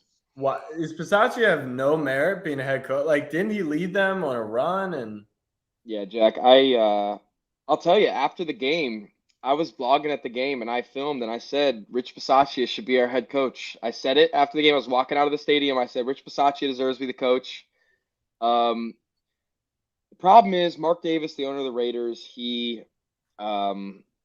simply needs the flashy guy. Yeah. And he's in Vegas and he didn't want to hire the guy who's like the special teams guy. You guys know what it's like to have a special teams guy as your head coach. And, if they're well respected, they can lead a team. So he was a special teams guy, but the problem was he was like, he's 60 some years old. They were like, he's probably not there's a reason why he hasn't been a coach yet. So, but I'm like, he literally led us on a 4-game win streak to end the year and put us a good fight in the freaking playoffs. So I still think he should have been the head coach, but I get how he's not like flashy. Derek Carr back under center next season. You're happy. I'll tell you, they will be my second favorite team. That's for sure. Really? Yeah. Okay. Yeah, I like Carr. I respect him a lot. He's he's been a really good, I think, leader and franchise guy to represent the Raiders. So, when he's a Carolina Panther, I'll go to Carolina and go to some games and, I'll wear his jersey. That's amazing. All right. Well, the game's finishing up. So before the game ends, where are you headed next? What's the next game? So as long as you guys are still doing Snapback Mondays, I should be seeing you boys next week in Cincinnati. Let's go. All right. But that's going to be a heck of a game. I'm sure everybody here is watching is excited. I'm freaking pumped. You guys pumped for that game? Freaking Bills, Bengals, 2 of the hottest teams in the league. That's going to be so fun. We are very excited, a little nervous about the weather, but what I'm now just realizing, because they just flashed it as a preview for next Monday night, if Cincy wins, they hold the 1 seed because they'll have wins over the Chiefs and the Bills, but So the Chiefs would have to lose a game. But yeah, Cincy is the path to the 1. I think. I hope Cincy gets that first round bye, honestly, because that means if I want to go to any playoff games, they'll be hosting 2 of them. But that's actually crazy. Could the Chiefs lose one of their next 2 games? I don't even know who they play. I think it's a Denver and a. They play the Raiders, so they'll lose that one. Yeah. But so they'll probably go 1-1. I would love the rate. Yeah, week 18 yeah. in Las Vegas. I could see them losing that. Although I don't think Mahomes has lost on the road, has he, against the division? He is not. No, you're right. I don't think people realize how insane of a stat that actually is wild. Like I normally try to just like forget about that because I'm like I don't ever want to just admit to the fact that Patrick Mahomes just owns the AFC West, but it's true. Like he does. It's very impressive, and like he's the man. But so Bills, Bengals this upcoming Monday. For everybody watching right now, I'm sure they're gonna make a heck of a snapback Monday for this upcoming week because it's gonna be one of the best games of the year. So make sure you guys watch it because it's gonna be unreal. Well, we will see you there, Kevin. Thank you. Super Bowl prediction. Super Bowl prediction. Oh shoot, you guys are hitting me on that. Okay, let's go with it. We're gonna go Bills, Niners, Super Bowl. We're taking Purdy to Super Bowl. Bills win it all. That's it. All right. Well, then that makes me twice as excited for Monday. We get to see the future Super Bowl champs in person for the second time this year. That's it. That's it. So let's see if Jalen can do it against Burrow. God, I'm pumped. Thanks you guys for having me on. I appreciate you guys. Of course. Be good, brother. All right. See ya. See ya. All right, fam. Well, 3 hours, 20 minutes. The Chargers are victorious. Thank you, all of you, for sticking with us. We got some money left over, so we're going to pick the Austin Eckler tag giveaway over the next 24 hours. So we'll be looking for all those tags on Twitter, Instagram, or Snapchat. And we're going to save some bread because we'll just do more giveaways this week. So stay tuned. Follow me on Twitter at Jack Settleman. Follow the brand all over. And we will see you next Monday in Cincinnati. We got a free special for you guys. Guys, thank you so much for hanging around. Make sure you like, subscribe, comment, tell a friend, and have a great, happy New Year. We'll see you in 2023. Much